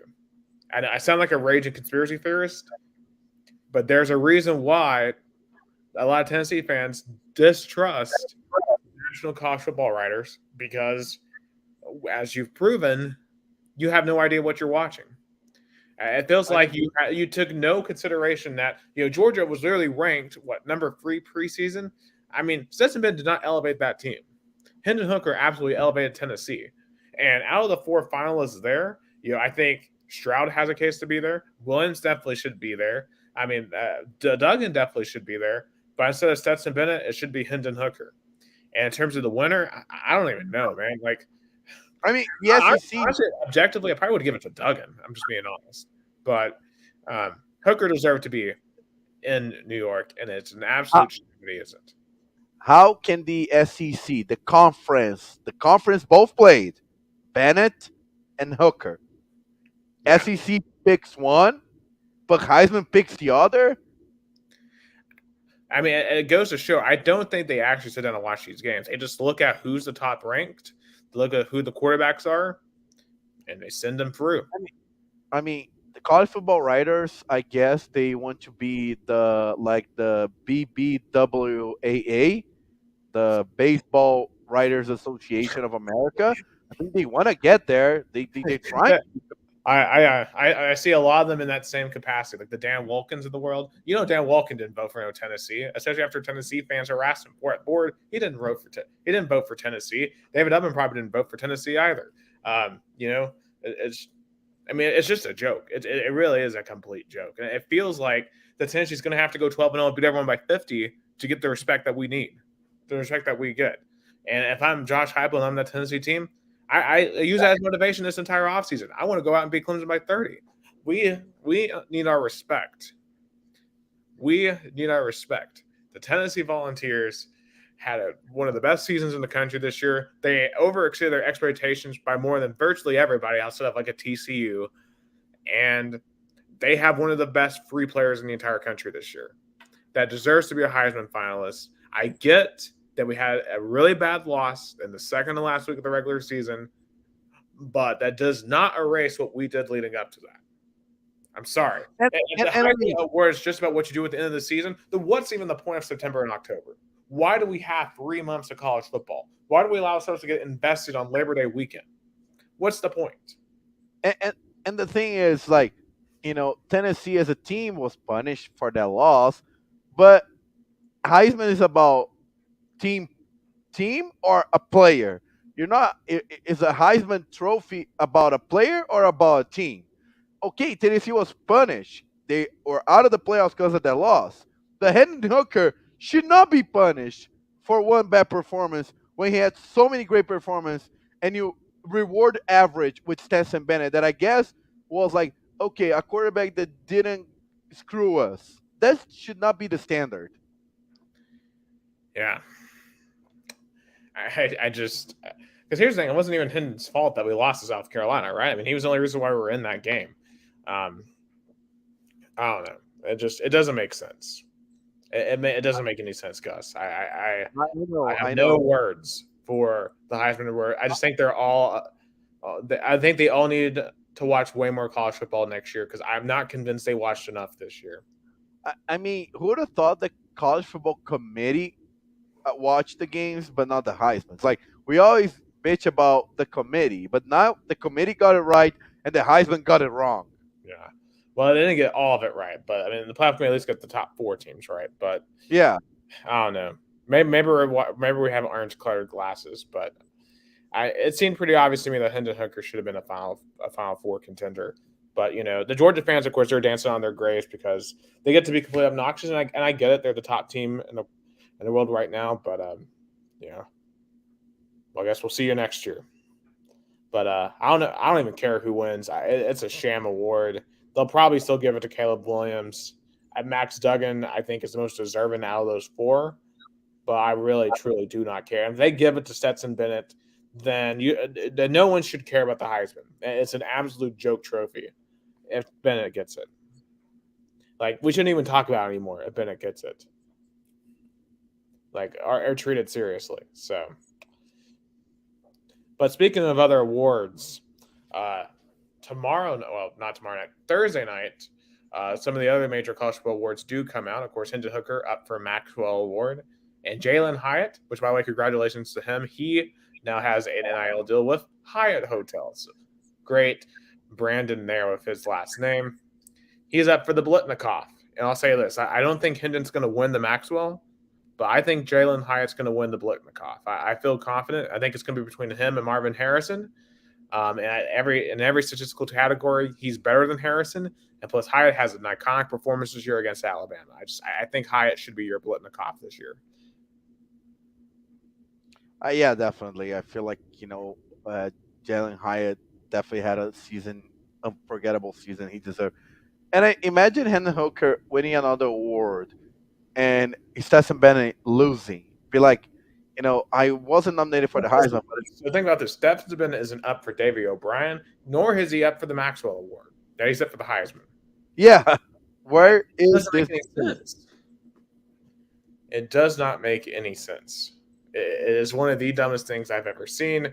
The Heisman truly is a worthless award. As Doc Hudson in Cars once said, it's just an empty cup. And that's the way I'm going to treat the Heisman moving forward. I mean, the Heisman now is just. I only remember because of the commercial with the uh, car dealership, with the car manufacturer, and the house. That's all it is. Okay, Stetson Bennett, congratulations. You're gonna get into a commercial with a car manufacturer. True. But at least Hendon Hooker doesn't have to worry about a Heisman curse when he goes in to the NFL next year. So that's very. So at least that's one good thing about that. All right. Really quick, before transfer portal, I wanted to talk about Deion real quick. What do you think about Deion Sanders prime time going to the Colorado Buffaloes? And the way he's gone about it too, he goes to the press conference. He brings his son with him, Shadur, who's been his starting quarterback at Jackson State. He says, "This is our starting quarterback. He's going to have to earn it." But he hadn't even officially entered the transfer portal yet. So he's out here technically bringing in another quarterback from another school, even though it's his son, and saying, "This is our quarterback now." And then he goes into the Colorado locker room, basically tells the entire locker room, "You guys suck." Because remember, Colorado went 1-11 this year, only went over Cal. I mean, they were horrible. They lost to the Air Force by 31. Just for context. And he said, either y'all buy in or get in the portal. What do you make of this? Because it sounds like he's basically just going to replace the entire roster overnight. Because he's getting a ton of transfers already. I mean, first of all, it's sad that he's not gonna play into the Celebration Bowl, which one of the coolest bowls. I feel like. He's coaching the Celebration Bowl. Oh, of course he wouldn't lose that. Of course, it's prime time. He wants to be in prime time. But I felt like he could have taken a better job. I feel like I think it was maybe waiting for Ole Miss opening or even a Mississippi State. But I knew he was gonna go to a better school. He wanted to go somewhere bigger. It's not like Jackson State isn't a good school. He took there to another level, even bringing college football game day there. But like now is it to another level. Like now is gonna be people want to see results now because Jackson State expectations weren't that big. Colorado expectations now is gonna be higher. Yeah, but Colorado, here's the thing. Colorado used to be a really, really good program. They won the national championship in, I believe, 1991 or something like that. 1990. 1990. So they were really good for the 80s and the 90s. They used to have a historic rivalry with Nebraska. But they really have struggled in the last conference title they have is 2001. The last time they won a division was 2016, and they are coming off one of their worst seasons in program history. Yes, he's going to be able to overhaul that roster, and he's going to be able to really increase the talent. They're going to be way better than they were this year, but being way better than a 1-11 team might still be just 6-6 or 7-5. Because I don't know if you've taken a look at their schedule next year, Gus, but I really do think that it's going to be a tough road because they have a tough schedule start off 2023 because their schedule is at TCU is their first game. Then you have Nebraska, Colorado State, and then in their Pac-12 schedules, it hasn't been set yet in terms of the order, but it's going to be at Arizona State, Arizona, Oregon State, Stanford, USC, at Oregon, at UCLA, at Utah, at Washington State. So that's a tough road. Yeah. Oh, yeah. I mean, maybe 6-6, 7-5 at best. I would say. I mean, welcome to the FBS, Prime Dion. Just Yeah, welcome. but hey, he says he's built for it, so we're gonna find out if he is. Very excited to see how he uses the transfer portal, and we're gonna transfer into that topic real quick because I, just real quick, it's just disappointing. Feel like still should have been somewhere in the southeast. I feel like he would have been bigger, but good luck for him in Colorado Buffaloes. That is going to need a lot of transfer portal. Something we're going to talk about right now. yeah, the transfer portal. And by the way, Gus, I'm entered the transfer portal. I'm into going to a different podcast. Just kidding. I've recounted that I am recommitting to two countries to America's all sports, but it feels like everyone in the country's in the transfer portal. Um, it's been a pretty wild scene across the country in the transfer portal. Something like over was it? It's like over 1,000 players, I think, at this point are in the transfer portal. Because no, on day one, on Monday, it was like 667 players were in the portal. But right now, it is absolutely popping. I mean, there's just, I think, okay, right now it says 400. Well, no, it's transfer 411. Um, the amount of players just constantly comes and goes. I mean, every team has lost players. Some teams have lost more than others. I think Bama's actually lost the most amount of players, but a lot of those are just lower tier players that are never going to get a shot. But they've lost some starters, right? They've lost some stars in the offensive line. From Tennessee's perspective, we've mostly just lost some of the deeper bench guys that really weren't going to get a lot of playing time. What do you make of the craziness in the transfer portal? It's just the new reality of college football. Players don't want to find their best opportunity. It's just you open the Pandora's box. Transfer portal was gonna be the Pandora's box of college football. When you open it, it's gonna be a wild scenario. And with NILs right now is another mix. It's like transfer portal got boosted by the NIL because now players want to find somewhere to play and somewhere to exploit their NILs, if you know what I mean. Like they want to find deals. Oh yeah, and in some places the deals aren't there, but in other places they absolutely can be. And we're going to really find out which programs have the money to negotiate and have the resources and the support around them to negotiate, which ones don't. I mean, look at Tennessee. We just got Jalen Hyatt a deal of Hyatt.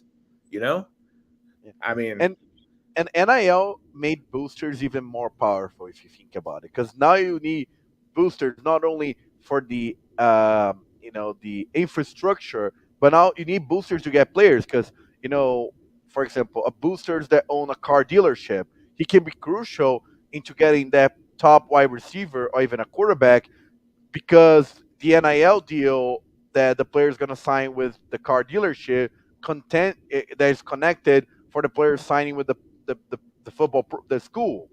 yeah, like I can't wait to see how many commercials Nico Amiavelli is in Tennessee starting next year. Because this NIL deal is like potentially up to $8 million. Like he's going to be promoting everything in Knoxville and in East Tennessee. Like you aren't going to be able to go anywhere around the state without seeing his face. I mean, I would love to see him. Do you remember that commercial with the law firm Ogle and Elrod and Burrell? I think so. Yeah, They will be in TV all the time. yeah, I wouldn't be even surprised if he goes to Ogle and Roy and Burrell commercial yeah. because those guys Like were like, Ted oh, Rogers Nissan or something like that.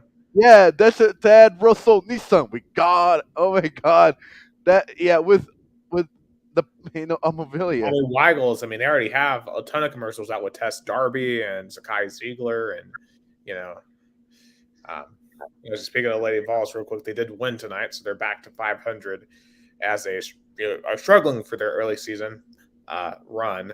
And also, shout out to basketball men's up to number 7 in the AP rankings. They have big games Sunday. They have first of all they play Eastern Kentucky tomorrow, but then they have number 13 Maryland on Sunday. So shout out to them. Huge opportunities coming up for Rick Barnes and the boys, as they still have the number 1 ranked defense on Ken Palm and are number 3 ranked team overall. So we'll see if that translates as we go into conference play here over the next few weeks. Oh yeah, yeah. Hopefully this will be Rick Barnes' years. Hopefully. Hopefully. All right, let's transition over to some National Football League. And before we get into NFL Week 14 picks, we got to talk about the two-tone blue, the Tennessee Titans. They made a big move today. They have fired General Manager John Robinson in a move that low-key pretty surprised me. I was not expecting this move right here, but I think seeing AJ Brown go for 2 touchdowns against them on Sunday in a blowout loss was too much for Amy Adams Strunk to bear.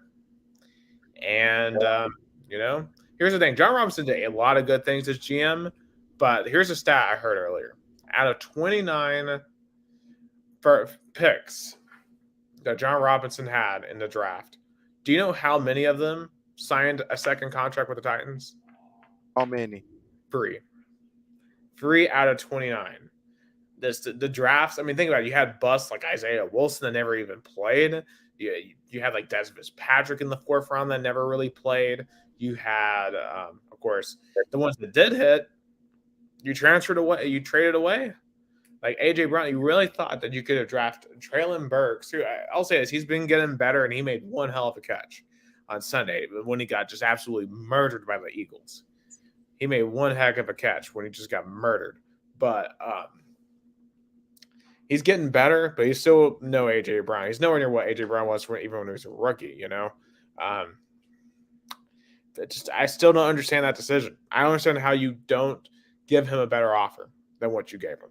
I understand that you wanted to keep the defensive players and all that, but he has to understand that you got to have playmakers in this league to win, especially when your quarterback play is not the greatest in the world. Like you have a serviceable quarterback, and I know you're depending on your elite running back, but he can't win you every game, and that's the situation that the Titans find themselves in now. Our offensive line is a complete mess due to injury. Due to giving Taylor Lewan a massive contract that unfortunately his body just cannot sustain at this point. I mean, the Titans are still going to win the AFC South this year, but it's just obvious they can win a playoff game or two. It's obvious they're no Super Bowl contender. I mean, just they don't have the offense. I mean, definitely that AJ Brown factor. When you made a choice of getting rid of AJ Brown, and then he goes and destroy your team, that shreds any confidence to your general manager. That's done. And I will admit this: I'm not an expert on front office managers in the NFL. So I'm not sure who they're going to go get to replace John Robinson. Who's even the interim Titans GM right now? Let's see. So Ryan Cowden, he's been the vice president of player personnel. So Ryan Cowden now is your interim. But in terms of who the replacement's going to be, I don't know. That's going to be a huge decision because here's the thing: like Mike Vrabel has done an incredible job with this team, but I feel like he's been consistently let down by his GM because he's constantly having to work through injured rosters and work through subpar rosters, and he's still pulling off win after win after win on a consistent basis. Yeah, I know Sunday was ugly, but we've really only been blown out twice this year: Eagles and Bills. We had a 1-point loss to the Giants, who turned out to be a really good football team. Last week, a game that they should have won against the Bengals, but couldn't finish in the red zone. So overall, the Titans have been pretty good this year. A lot better than they probably should have been based off their roster. But that's on Vrabel. John Robinson did him no favors in the offseason. And unfortunately, Vrabel's never going to win a Super Bowl if he doesn't get more help from the front office. But hopefully that changes. I would have tried to get Minnesota's GM. I even want to see because he's doing a phenomenal job rebuilding this. I mean, Kawesi Adolfo Mensah. I think would be an interesting pick because he did a tremendous job keeping this roster, giving weapons to Kirk Cousins. I don't know. I He could be a good name. Yeah, it very well could possibly that could possibly work. Like one, I'm looking at a list now. You had Mike Borgonzi from the Chiefs. That's an assistant GM. I wouldn't mind that. The assistant GM for the Bears. I don't know.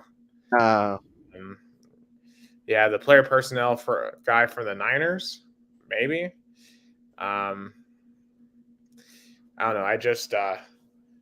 But I mean, I'm not celebrating this decision. I understand why it was made, and to an extent, agree with why it was made. But still, like I think Robinson, helped take the Titans to a next level. But it's just clear that his decision making was gonna prevent us from ultimately ever competing at a championship level. So it's unfortunate. I wish him all the best.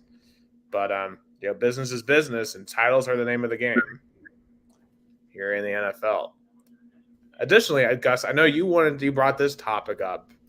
You wanted to talk about Brady in Tampa. So what yeah, exactly were you I, wanting to talk about here? Because Tampa took another loss last night. That offense is atrocious. Brady cannot hit his receivers. He has no chemistry right now. It looks like it's the end. yeah, basically it. I feel like Tom Brady keeps being frustrated and frustrated. Reminds me a lot of the 2019-2020 season in New England where he was frustrated. He, you know, he was definitely feel bothered with the relationship with Bill Belichick, and then he left. And Brady still have a lot of football left and a lot of options. One one thing I feel like for his brand. Let's think about his brand, because now he won everything. He won everything. It would have been, imagine Tom Brady as the star quarterback for the Dallas Cowboys. That would have been huge, huge. It's like when LeBron went to the Lakers. Yeah. I mean, there's several. I mean, here's the thing though. It's not like he made the wrong decision going to Tampa. The No, wrong decision he made was staying 1 year too long. He should have left after last year. He should have not come back. as he was, if initially doing. I guess he wasn't. His decision of unretire is like he wasn't tired of football, but I guess Tampa Bay wore him out so much that he considered it. But he's gonna leave Tampa. I feel like that's for sure. Uh, Oh, but but in all seriousness, I think teams that could be open with him, like the 49ers, that would have been Brady coming home. He's from West Coast. He's from California, and now. Um, San Francisco doesn't have a starting or a backup quarterback. I mean, right now, why not San Francisco try to get Brady on a trade? Why not? I mean, honestly, for this season, that's not a terrible idea. Now, for after this season, no, that would be a terrible idea. I think any team would be foolish in investing in Tom Brady after this year, but that is one scenario where he would be useful to a team this year. He has 1 year left on his contract, though it would be perfect for San Francisco to get him because San Francisco is still a viable team to uh, to get into the NFL playoffs. They outscored their opponents in the second half 57-0 in the last 5 games. They're still leading the division, but now they don't have their starter quarterback or even the backup quarterback. So it would have been a But Brock huge. Purdy looked really good in relief, so But you got to give him credit. is he good enough to get San Francisco to at least a Super Bowl? Is Not he? Super Bowl, but I don't But I this is certainly the don't. Super Bowl caliber. What Kyle Shanahan is doing is deserved. I mean, look at it. He's the third best team in the NFC. It's crazy to think, but he's the third best team, the fourth best team in the NFC. So he should go bold. It certainly would be a bold choice. And I'll be very curious, just moving forward. If you go ahead and do that, I wonder what they would have to give up to do that. And then two, after this year, let's say if Tom Brady comes in, he leads you to a Super Bowl run. Then what do you do? And then Tom Brady's like, I want to play one more year. And I would like to play it here. What do you do then? Obviously, let Jerome Garoppolo walk. But do you make Trey Lance walk too? The guy that you just invested into a third overall pick in? I mean, that could put you in a really awkward situation if you're San Francisco. But I mean, football is. But the Rams had a lot of awkward situation, but they got a Super Bowl trophy. they knew they had to deal with Von Miller, OBJ, contracts and stuff. They didn't care at the point. They went on, got the players they needed, and they got the Super Bowl. Like San, like how long San Francisco's window is gonna be open? That's what they have to think I would say about it. 2 more years at least. I would say, but that's max. You know, Yeah, this year while you have McCaffrey, while you have Kittle, while you have Debo Samuel. I mean, because definitely Tom Brady could be a decent general manager of that office. But the thing is, Brock Purdy, I think, can do the job just as well right now. I don't Because Tom know. Brady cannot hit deep balls anymore. Like, and Purdy actually kind of can. So, honestly, if this might be a crazy statement. I'd rather have Brock Purdy right now. I still would keep it. I still would have picked Brady. He has the experience. He still have the football. Maybe it wouldn't work, maybe, but in this, in the NFL, you trust what you know, and you trust the Plus, guy. I remember too, he'd have to learn a new and understand that he's has so much experience, but I'm still learning a new playbook in the middle of the season, especially with I only a mean, month left. the way he's focused, determined, and now without family distractions because he's single. I guess I mean, you still got the kids though. I mean, there's definitely family no, distraction. I'm not. But I'm saying now his divorce is finalized. Now he's figure out the rest of his personal life. I'm saying I don't know. I'm probably not gonna happen. But as a as a GM of a team who has a shot to get deeper into the playoffs, but lost the starting quarterback and the backup quarterback. I mean, you've seen teams getting good-ish quarterbacks in the middle of the season to try to salvage something. Like how many times you saw Teddy Bridgewater, Marcus Mariota, Andy Dalton kind of quarterbacks, being picked by teams in the middle of the season to try to salvage something. When you lose a starting quarterback, when you only lose a starting quarterback, the San Francisco 49ers lost the starting quarterback and the backup quarterback. Yeah, I can't really recall a situation. Well, the only other situation I can really recall like this in football is Ohio State a few years ago in 2014 when they lost JT Barrett and then they lost Braxton Miller. So then they had to call on Cardell Jones, and Cardell Jones ended up winning the national championship. So could Brock Purdy beat Cardell Jones? I mean, I think it's possible because I still think the Super Bowl is wide open this year. There's no one team to me that truly screams Super Bowl contender. I mean, right now, maybe the best playing team might be the Cowboys. Right now, I mean, maybe Cowboys are Cincinnati. I mean, of course, they play two easy games back to back. Of course, they got a good win over the Colts, but the Colts, Jeff Saturday, he's not gonna stay in the job. It was a good story, it was a feel good story, but come on, he's not up to the task. Yeah, by the way, if you see me reacting, I've got so tonight is the runoff election in Georgia for the Senate between Raphael Warnock and Herschel. Ooh, So like I'm kind of following the results live as they come in because obviously as someone who because obviously the Chattanooga market we have Georgia as part of our market, so I'm kind of watching the results come in. Some interesting numbers there. ooh, it's neck and neck. Yeah, right now it's what with 80% in it says Warnock 50.4, Walker 49.6. I don't know where the votes are still. I think there's still a lot of votes coming in out of Atlanta, which is obviously good for Warnock. But I mean, I don't know if there's still votes coming out of some of the rural areas. But some of the totals in Atlanta are ridiculous. Like the DeKalb County is like 90-9 in favor of Warnock. Like the Republican, they don't even have 10% in that in the middle of Atlanta. That's insane. Heck, Cobb County is 61-38 in favor for Warnock. I mean, it's not obviously it's not a political podcast, but I mean it's I can tell you why this was very interesting to say the least in terms of numbers. Because actually I interviewed a guy yesterday who is very knowledgeable about Georgia electoral politics and just how interesting that state is. 64-35 in Gwinnett. Wow. It'll be interesting to see who comes out on top there. I have a feeling the incumbent's going to win, but we'll see. But anyway, let's get back to NFL.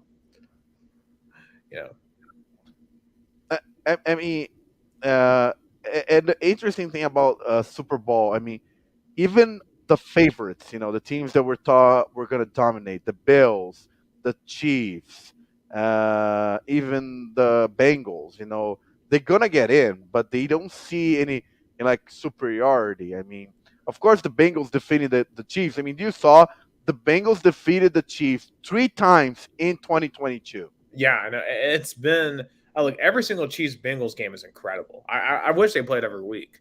Those two, when Joe Burrow and Patrick Mahomes are in the same field, is so much fun. Like when Josh Allen and Patrick Mahomes are on Yeah, the field, those explosive young quarterbacks are dictating the league, and that's where this this NFL draft class is going to be so important. Look how many loaded quarterbacks young class is going to come out. but I'll be curious to see what like a Bryce Young, how quickly can they elevate their teams? Because some of those rosters are horrible.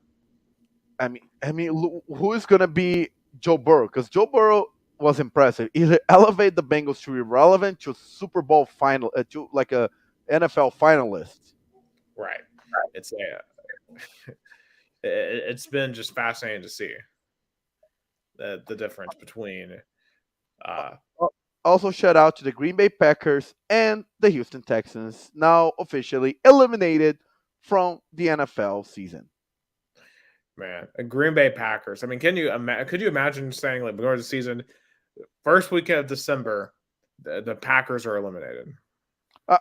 Almost, they survive by a thread this weekend, but, I think their elimination is going to come sooner than later Yeah, because it's definitely something.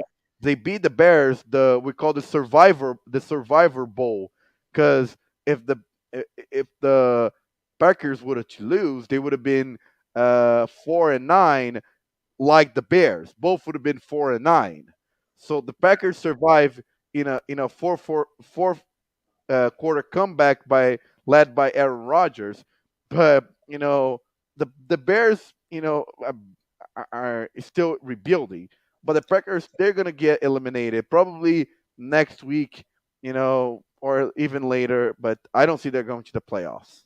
Also, are you surprised they're still going with Rodgers and not giving Jordan Love some experience at this point? You know why, Nick? You know why? Do Because they're you paying too think? much money. Do you think Aaron Rodgers, with all his vanity, all his ego, is gonna give the starting position to Jordan Love and just sit out and just see, let's see what this kid's gonna do after all the drama that happened when Jordan Love was picked? No way.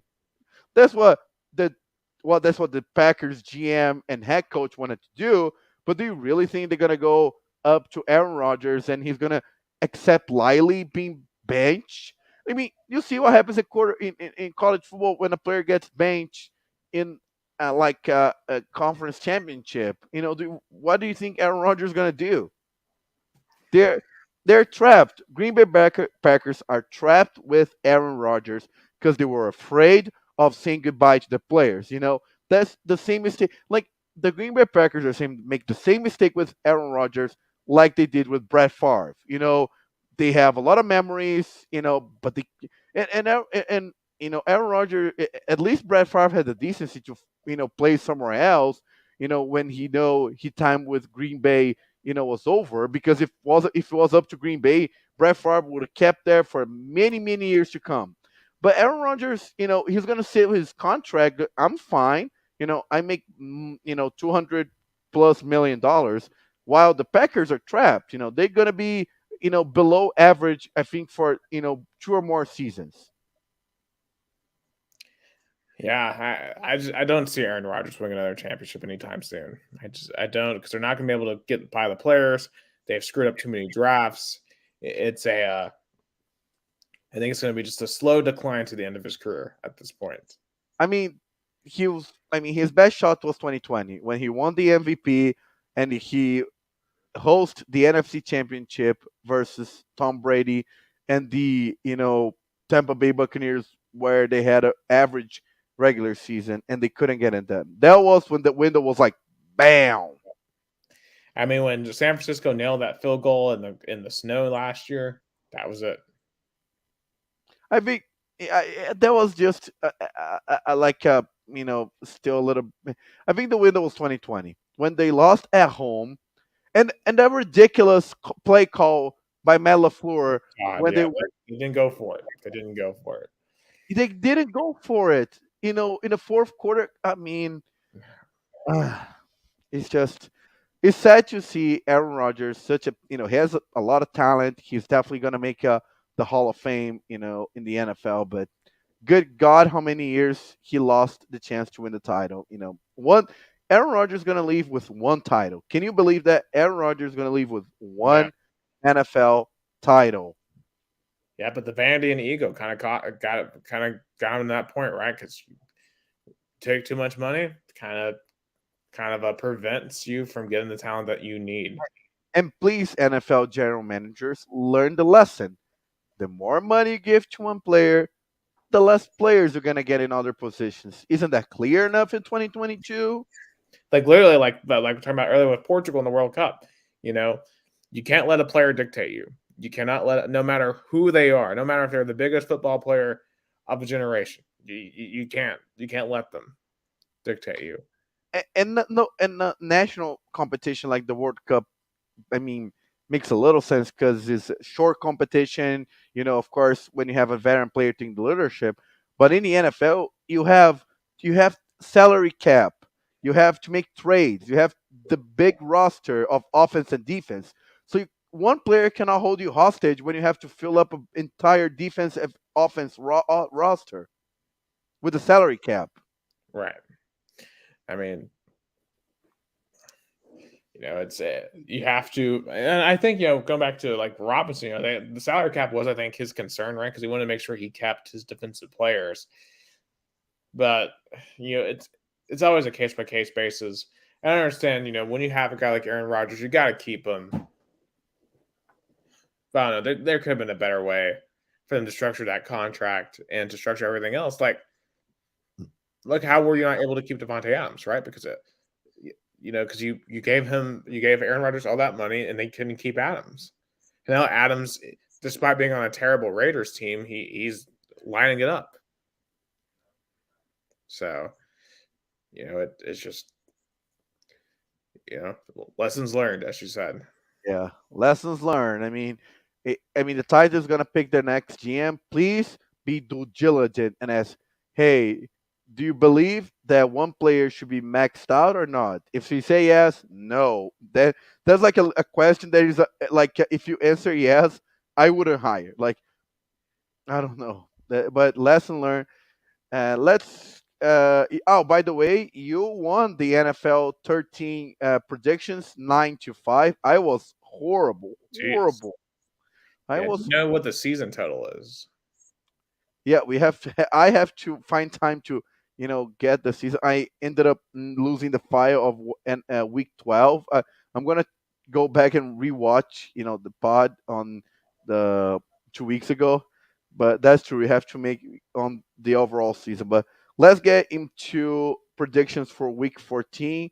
Thursday night football, another uh, uh, game between the Los Angeles 3-9 Los Angeles Rams and 5-7 Las Vegas Raiders. I mean, me and you, Nick, we already kind of talk about how those primetime games are. Ugh, All suck this year. ugh, They've all been ugh. horrible. Like, man, at least Sunday night this week is good. Yeah, I mean, it's going to be a good quarterback matchup that we're going to get to later. That's true. But the Monday Night Football, jeez.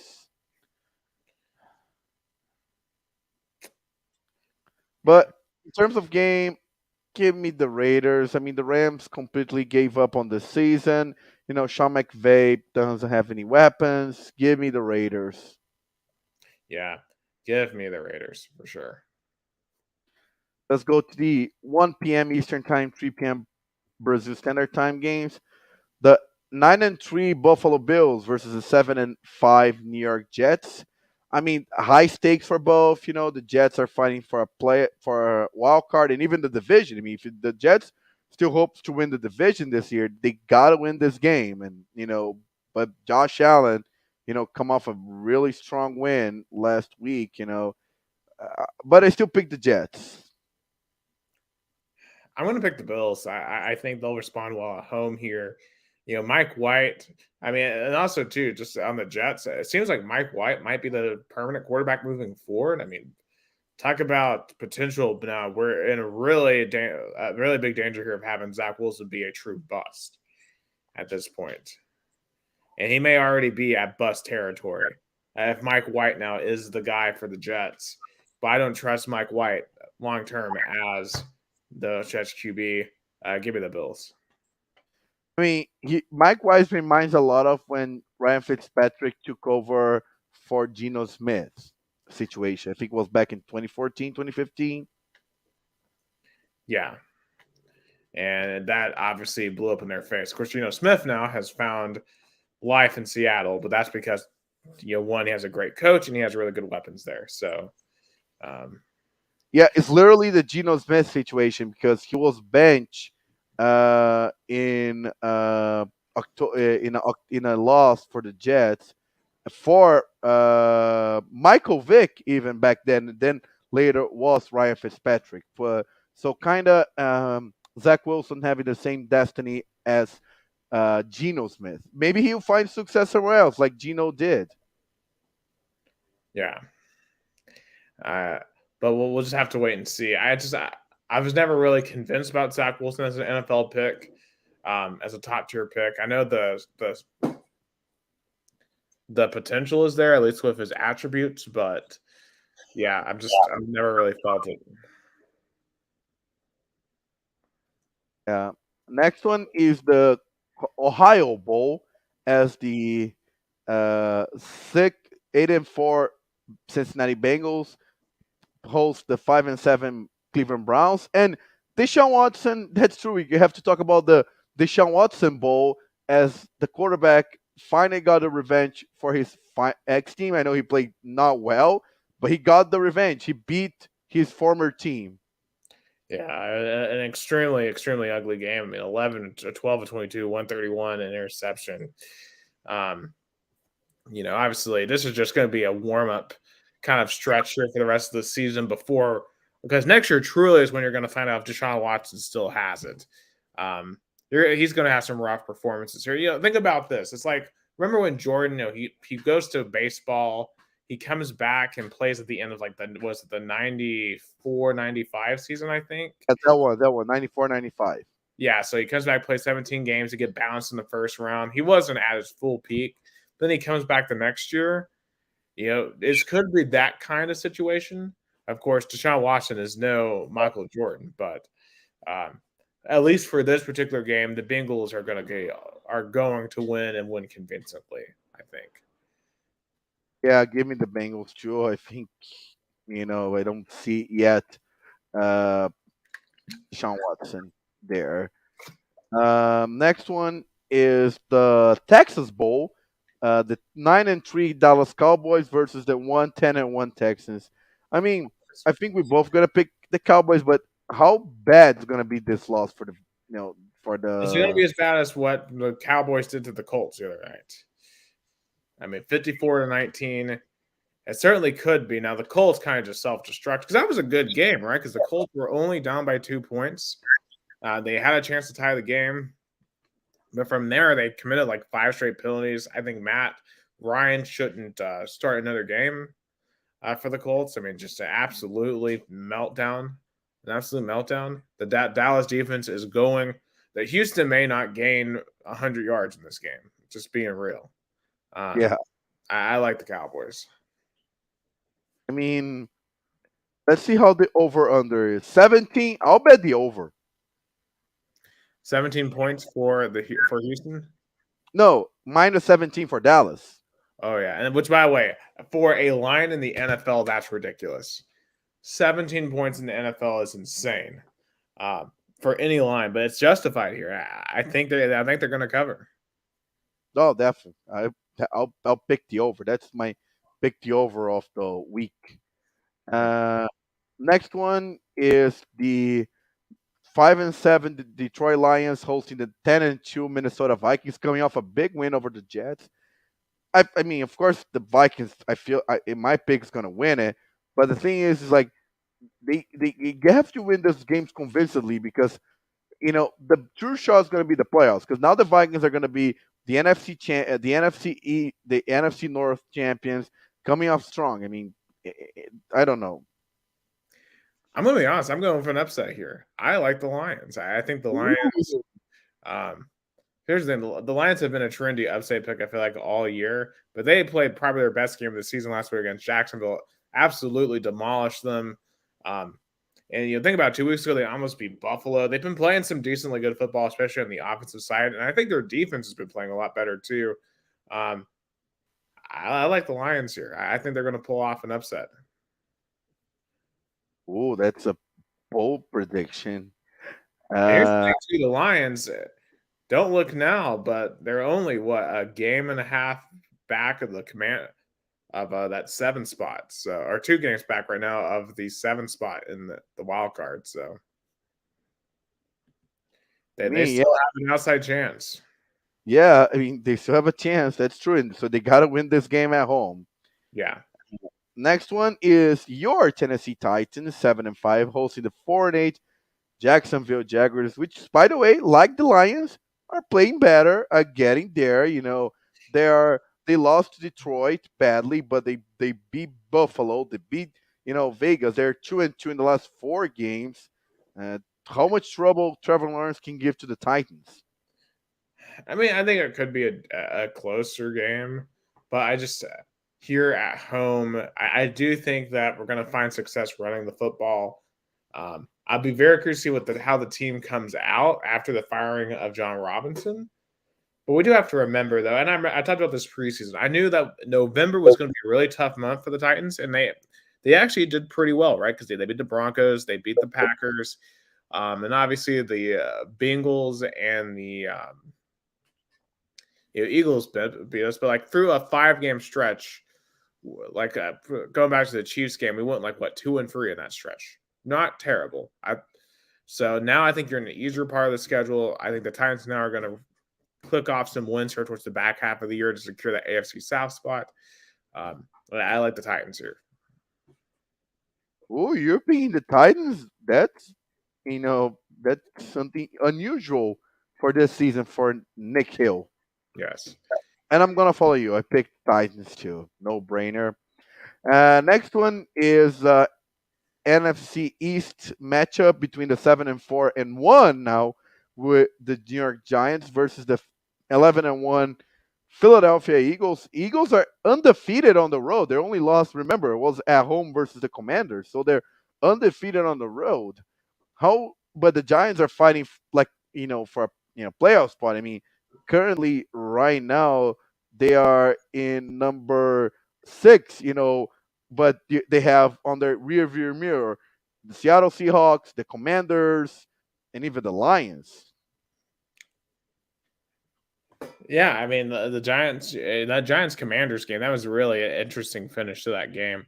That obviously ended up in a tie, but I think the Eagles are just in a different class right now. I mean, seeing what they did to the Titans, they made that defense look like a joke, and then Titans defense has been really really good all year. I really like the Eagles to win this game. Yeah, I'm picking the Eagles too. I mean, I think they're the way they've been playing, especially on offense. Give me the Eagles. Uh, Next one is the 5-7, 5-7 Pittsburgh Steelers versus the 8-4 Baltimore Ravens. Yeah, without Lamar Jackson, Ooh, as a PCL strain. So that way I think Pittsburgh is playing somewhat better at the moment. Um, they've come off of 2 straight win. Really, they've won 3 out of 4 because they beat the Falcons last week. They beat the Colts on the road on Monday Night Football. They beat the Saints a few weeks ago. Only lost by 7 to the Bengals. They're playing better football. Baltimore really struggled without Lamar Jackson. I know they won, but that's because they were playing the Denver Broncos, who literally have no offense. Um, I definitely like Pittsburgh here to win this game.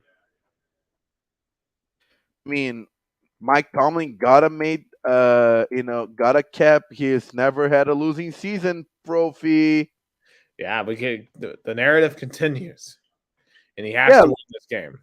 yeah, he has to win the game, to keep the Mike Tomlin never had a losing season, which is pointless, pointless. Is that Like, pointless? but that's what they have, you know. Next one is the a matchup for the AFC West between the tire fire Denver Broncos 3-9 versus the 9-3 Kansas City Chiefs. I think it's going to be an easy win for the Kansas City team.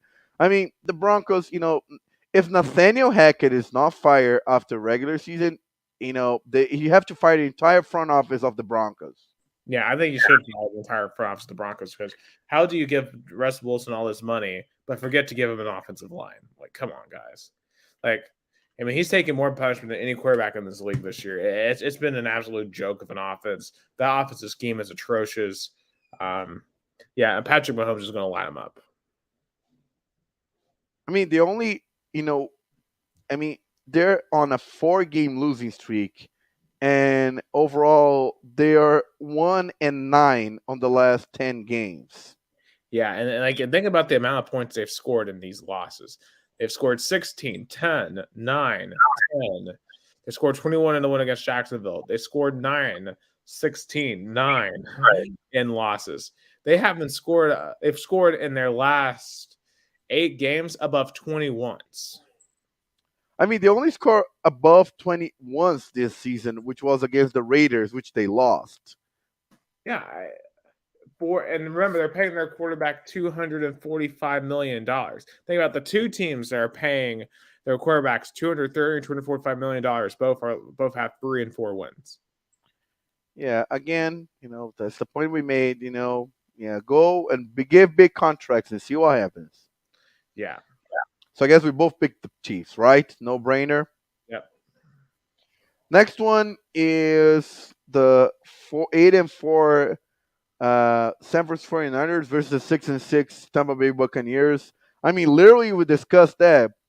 Tom Brady's current team maybe versus Tom Brady's future team. I don't know, but the Bucks need to win that because definitely NFC South team is only gonna make the playoffs by winning the division.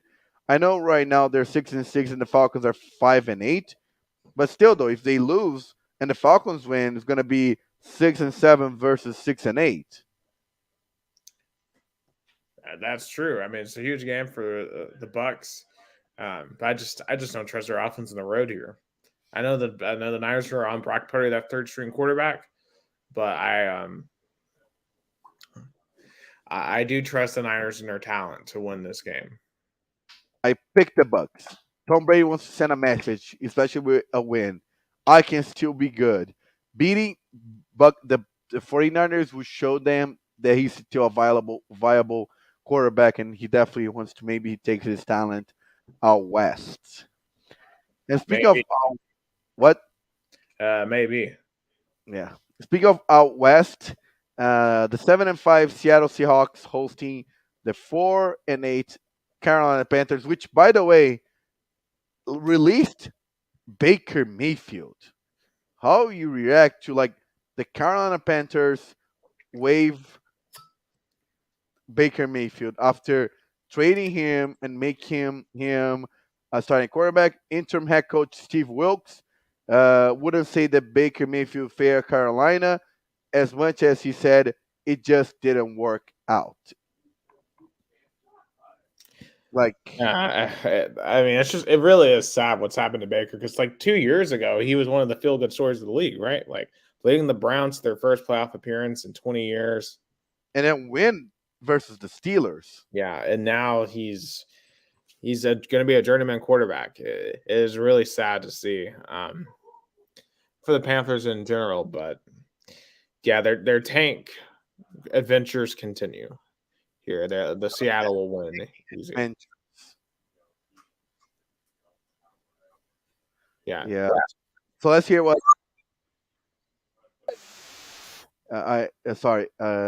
But I mean, I feel like it's just sad because Baker Mayfield, of course, he was a feel good of 2 years ago, and the looked like the Panthers trust him, but I guess he wasn't good enough for that. And and let's hear what Carolina their head coach had to say.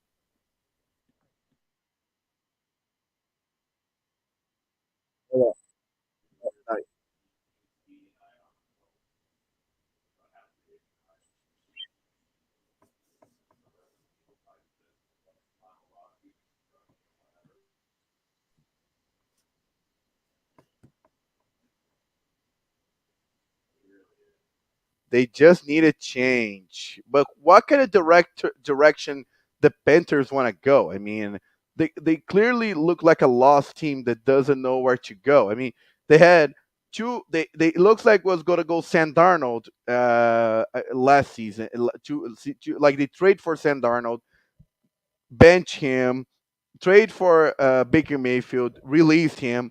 Where the Panthers want to go? I mean, I think your only option is to draft a quarterback in the first round next year. And probably you're going to get maybe CJ Stroud. But like, do Yeah, you? Uh, he feels like he could be a bust too, though. because currently, right now, the Carolina Panthers are in terms of the NFC above the Saints, the Rams, and the Bears. And uh, I mean, they're gonna be like top 10 pick, but it's gonna be 10 or 11 probably. Some CJ Stroud, Hendon Hooker, but definitely I feel like not Bryce Young. Yeah. Well, it would be the hilarious pick is if they pick Will Levis. Someone's gonna get fired when they pick Will Levis next year. Do you think I it's gonna be like? still don't. I've seen this guy play in person. Don't understand the love. Don't understand it. It's gonna be like when Mitchell Trubisky got drafted by the Bears. Like, is still someone can explain that to me? Yeah, I don't understand it. I definitely But don't understand. but anyway, I mean I picked the Seahawks, no brainer. Yeah, same. Sunday night football, the 6-6 Los Angeles Chargers hosting the 8-4 Miami Dolphins, which I'm surprised. Well, we all thought the Dolphins are gonna, fall down after the whole Tua health situation when they lost to the Bengals, but since then they lost three and won five. They're 5-3 Yeah, after the 5-3 after the situation. Oh, they had a pretty rough loss on the road versus San Francisco, and they are. I mean, they're gonna have three consecutive road games. I mean, it's gonna be a tough. I mean, if Miami makes to the playoffs, I mean, it sounds resilient because they have back road games, and they're gonna have a Sunday night football, and then they're gonna have a Thursday. Not they're gonna have two consecutive one Sunday night football, and then a Saturday night football. yeah, it's definitely a brutal turnaround for the Miami Dolphins. But you do have to give credit to Mike McDaniel. It looks like the Dolphins group were right in firing Brian Flores and bringing him in because he is definitely. I think the culture there is really good. And if you look at how Tyreek Hill has gelled into that team, it's been really really fun. And Tua looks like a completely different quarterback. But also in this matchup, we got to talk about the Los Angeles Chargers. Los Chargers, you have too much talent to be 6-6. Your roster is too good to be 500. What is going on? Why can you guys not win close games? This was the same problem they had last year, and now here we are again, wondering about the Los Angeles Chargers. You have the talent, all the talent in the world, to be a competitive team in the AFC, a top playoff team in the AFC. Yet we're sitting here at 6-6 because you cannot win any close games. And also wasting Justin Herbert's talent because he clearly is a talented quarterback that has a strong arm. But you know, how long do I have the patience to sit in an average team that can't get a job done? Exactly. It feels like the same thing that happened with Philip Rivers. They're going to waste away Herbert like they did Philip Rivers. Um, and it's one of those games where you look at it. The Chargers are at home. They should win this. Dolphins are in the middle of a tough road game. But I think the Dolphins are a tougher team mentally. I just don't trust the Chargers here in a must-win scenario. I like Miami to win. I mean, I'm gonna pick the Dolphins, but it's interesting how Vegas thinks like you, Nick. -3 for the Dolphins. So also Vegas does not trust Hubbard and the Chargers. Nor they should. So finally, Monday Night Football between the 4-8 Arizona Cardinals versus the 6-6 New England Patriots. Both teams underachieved. Both coaches on the hot seat. I mean, Belichick went on the hot seat though. I don't know if Belichick's on the hot seat. Kingsbury, yes. Because I feel like Belichick has earned the right to retire from New England. That's what I'm saying. Like hot seat in terms of continuing as the coach. I mean, I think he's gonna earn his right to retire. I think he's taking long enough to do it. Probably he's because he's so stubborn. He wants to still be coaching. He's like Saban is like Belichick's like Saban. They probably want to coach until the days, the days almost die. Let's say. Yeah. I mean, I think that's what Bear Bryant did, right? Like he literally retired and literally died like a month later. So like, I think for some of these coaches, that's literally what they want to do. But for this game, I picked the Cardinals. I think the Patriots can get the job done on the road. I mean, they're 3-3. I mean, the Cardinals, of course, only won one game out of 7 at home. So probably this is going to be number 2. I agree. I actually like the Cardinals here. Kyler Murray's back, and I think he's going to have a decent performance. I like the Cardinals here. Yeah, so that was our picks for Week 14 of the NFL regular. I'm gonna miss those because it's almost done. If you think about it, it's the last month of regular season. I know, like it certainly gives you something to follow throughout the course of the year. It's pretty wild. The football season goes way too fast. Way too fast. I mean, this weekend is gonna be the first weekend without prime time college. I mean, I know we're gonna have Navy and Army, but that's the standalone second weekend of college football. I feel like we should have brought that game up. I really haven't watched much of either of those teams, but who would you go with, Navy or Army? I think Army to me has been a lot better this year, so I would go with Army. Navy used to be really, really good, but they've fallen on some tough times. I mean, isn't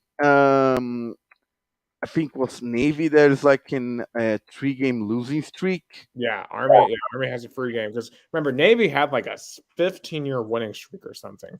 Then Army broke it, and now they have the winning streak. So it feels like Army now might go on a bit of a streak of their own. Yeah. Oh, actually, Navy has won the 2 out of the last 3. It was 3 consecutive: 2016, 2017, 2018, and then 2019 Navy broke it, and then Army won 2020, and then 2021 Navy took it back. Yeah, I think Army is going to take it back. I think Army will win it this year. Yeah, give me Army too. I mean, but it's the kind of game that symbolizes the strength of the American pride, especially both teams represent the the forces. It's a nice game. I feel like it's a great tradition for college. That's a great tradition that it should not be discontinued. Exactly. I mean, it's that type of stuff that makes college football. Oh yeah, that's for sure. Real quick, baseball. 2 interesting. This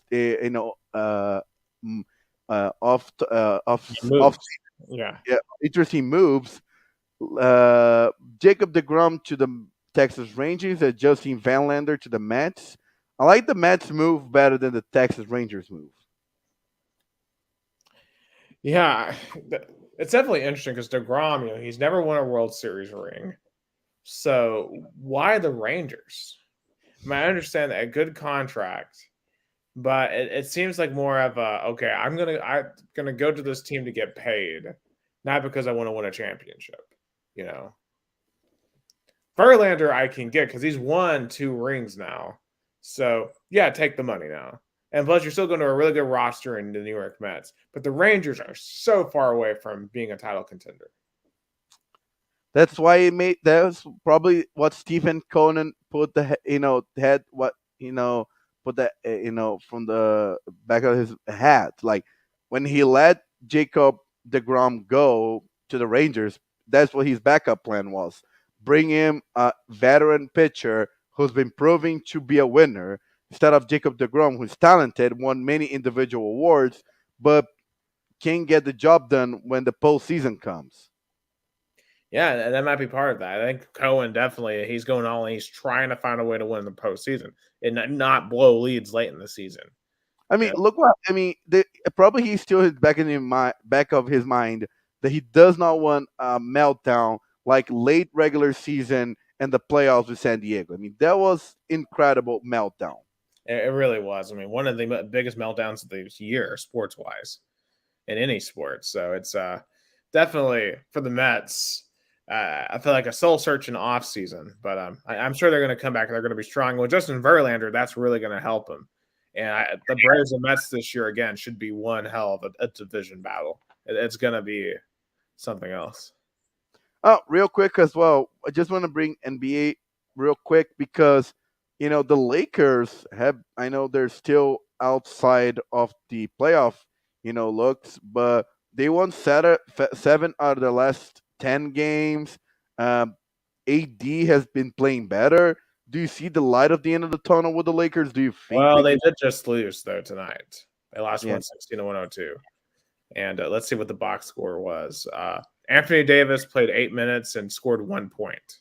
yeah. I guess it was just a one game magic, and it Yeah. was the Cavaliers. Why did he only play 8 minutes? What happened there? Oh, I mean, what do you think happened? Load management. Yeah, Jeez. yeah. See, this is why I barely pay attention to the NBA during the regular season because, like, they got to shorten the regular season. It's too many games.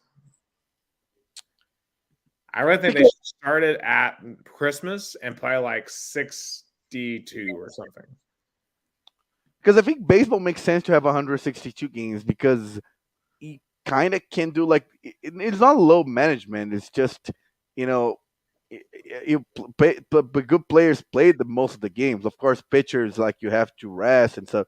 But if you're gonna keep doing low management after low manager for regular season, so why having it? Why you started October? Why? Who is paying attention between October, November, and December? Like no sports media right now is talking about the NBA. Yeah, I mean, I'll be honest. I have watched maybe one NBA game all year. I I mean, I keep up with the news and stuff. Honestly, the most I've heard about the league is all the Kyrie stuff, and that's not on the court. Yeah, So that's the thing. NBA getting more attention right now for the paparazzi, for the the outside of playing than for their stars, which becoming celebrities, than the actual playing time, the actual games. yeah, and that's I think been a growing problem for a while. So for the NBA, Yeah, but nevertheless, I feel the Lakers, they have strikes of light, but I don't see that going. Another, go ahead. Sorry. oh no, I didn't have anything to say. I was gonna say another 2 hour and a half episode as I predicted, but great time. I appreciate everyone. Even the bots. Thanks, bots, Yeah, thank for you, bots. Girl69.xyz. Yeah, I wonder if there's someone actually behind the bot there or if it's just a bot. Like, I wonder how did the bots even choose us? But anyway, thank you for the bots, our future overlords. For and my making friend Luis Mato saying good night too. So that's it for episode 54 of Two Countries to America's All Sports. Great time, right, Nick? absolutely. As Andy Williams says, it's the most wonderful time of the year because Christmas is coming soon. And what better place to spend it with the only sports podcast that talks about American and Brazilian sports as we continue to cover the World Cup yeah, I guess it will wrap up next weekend, I guess. Wow, this World Cup goes by so fast for it to only be here every 4 years. Of course, we're coming down the stretch in NFL. We're coming into college football postseason. We're going to have recruiting and transfer portal and all kinds of other sports madness from across the world. And I'm sure we're going to have enter Brazilian soccer once again here before you know it. But from American Sao Paulo, Brazil, it's been Gustavo Tomazeli and live from Chattanooga, Tennessee of these United States of America. I'm Nicholas Sill, and you have been listening to episode 54 of Two Countries, Two Americas, All Sports.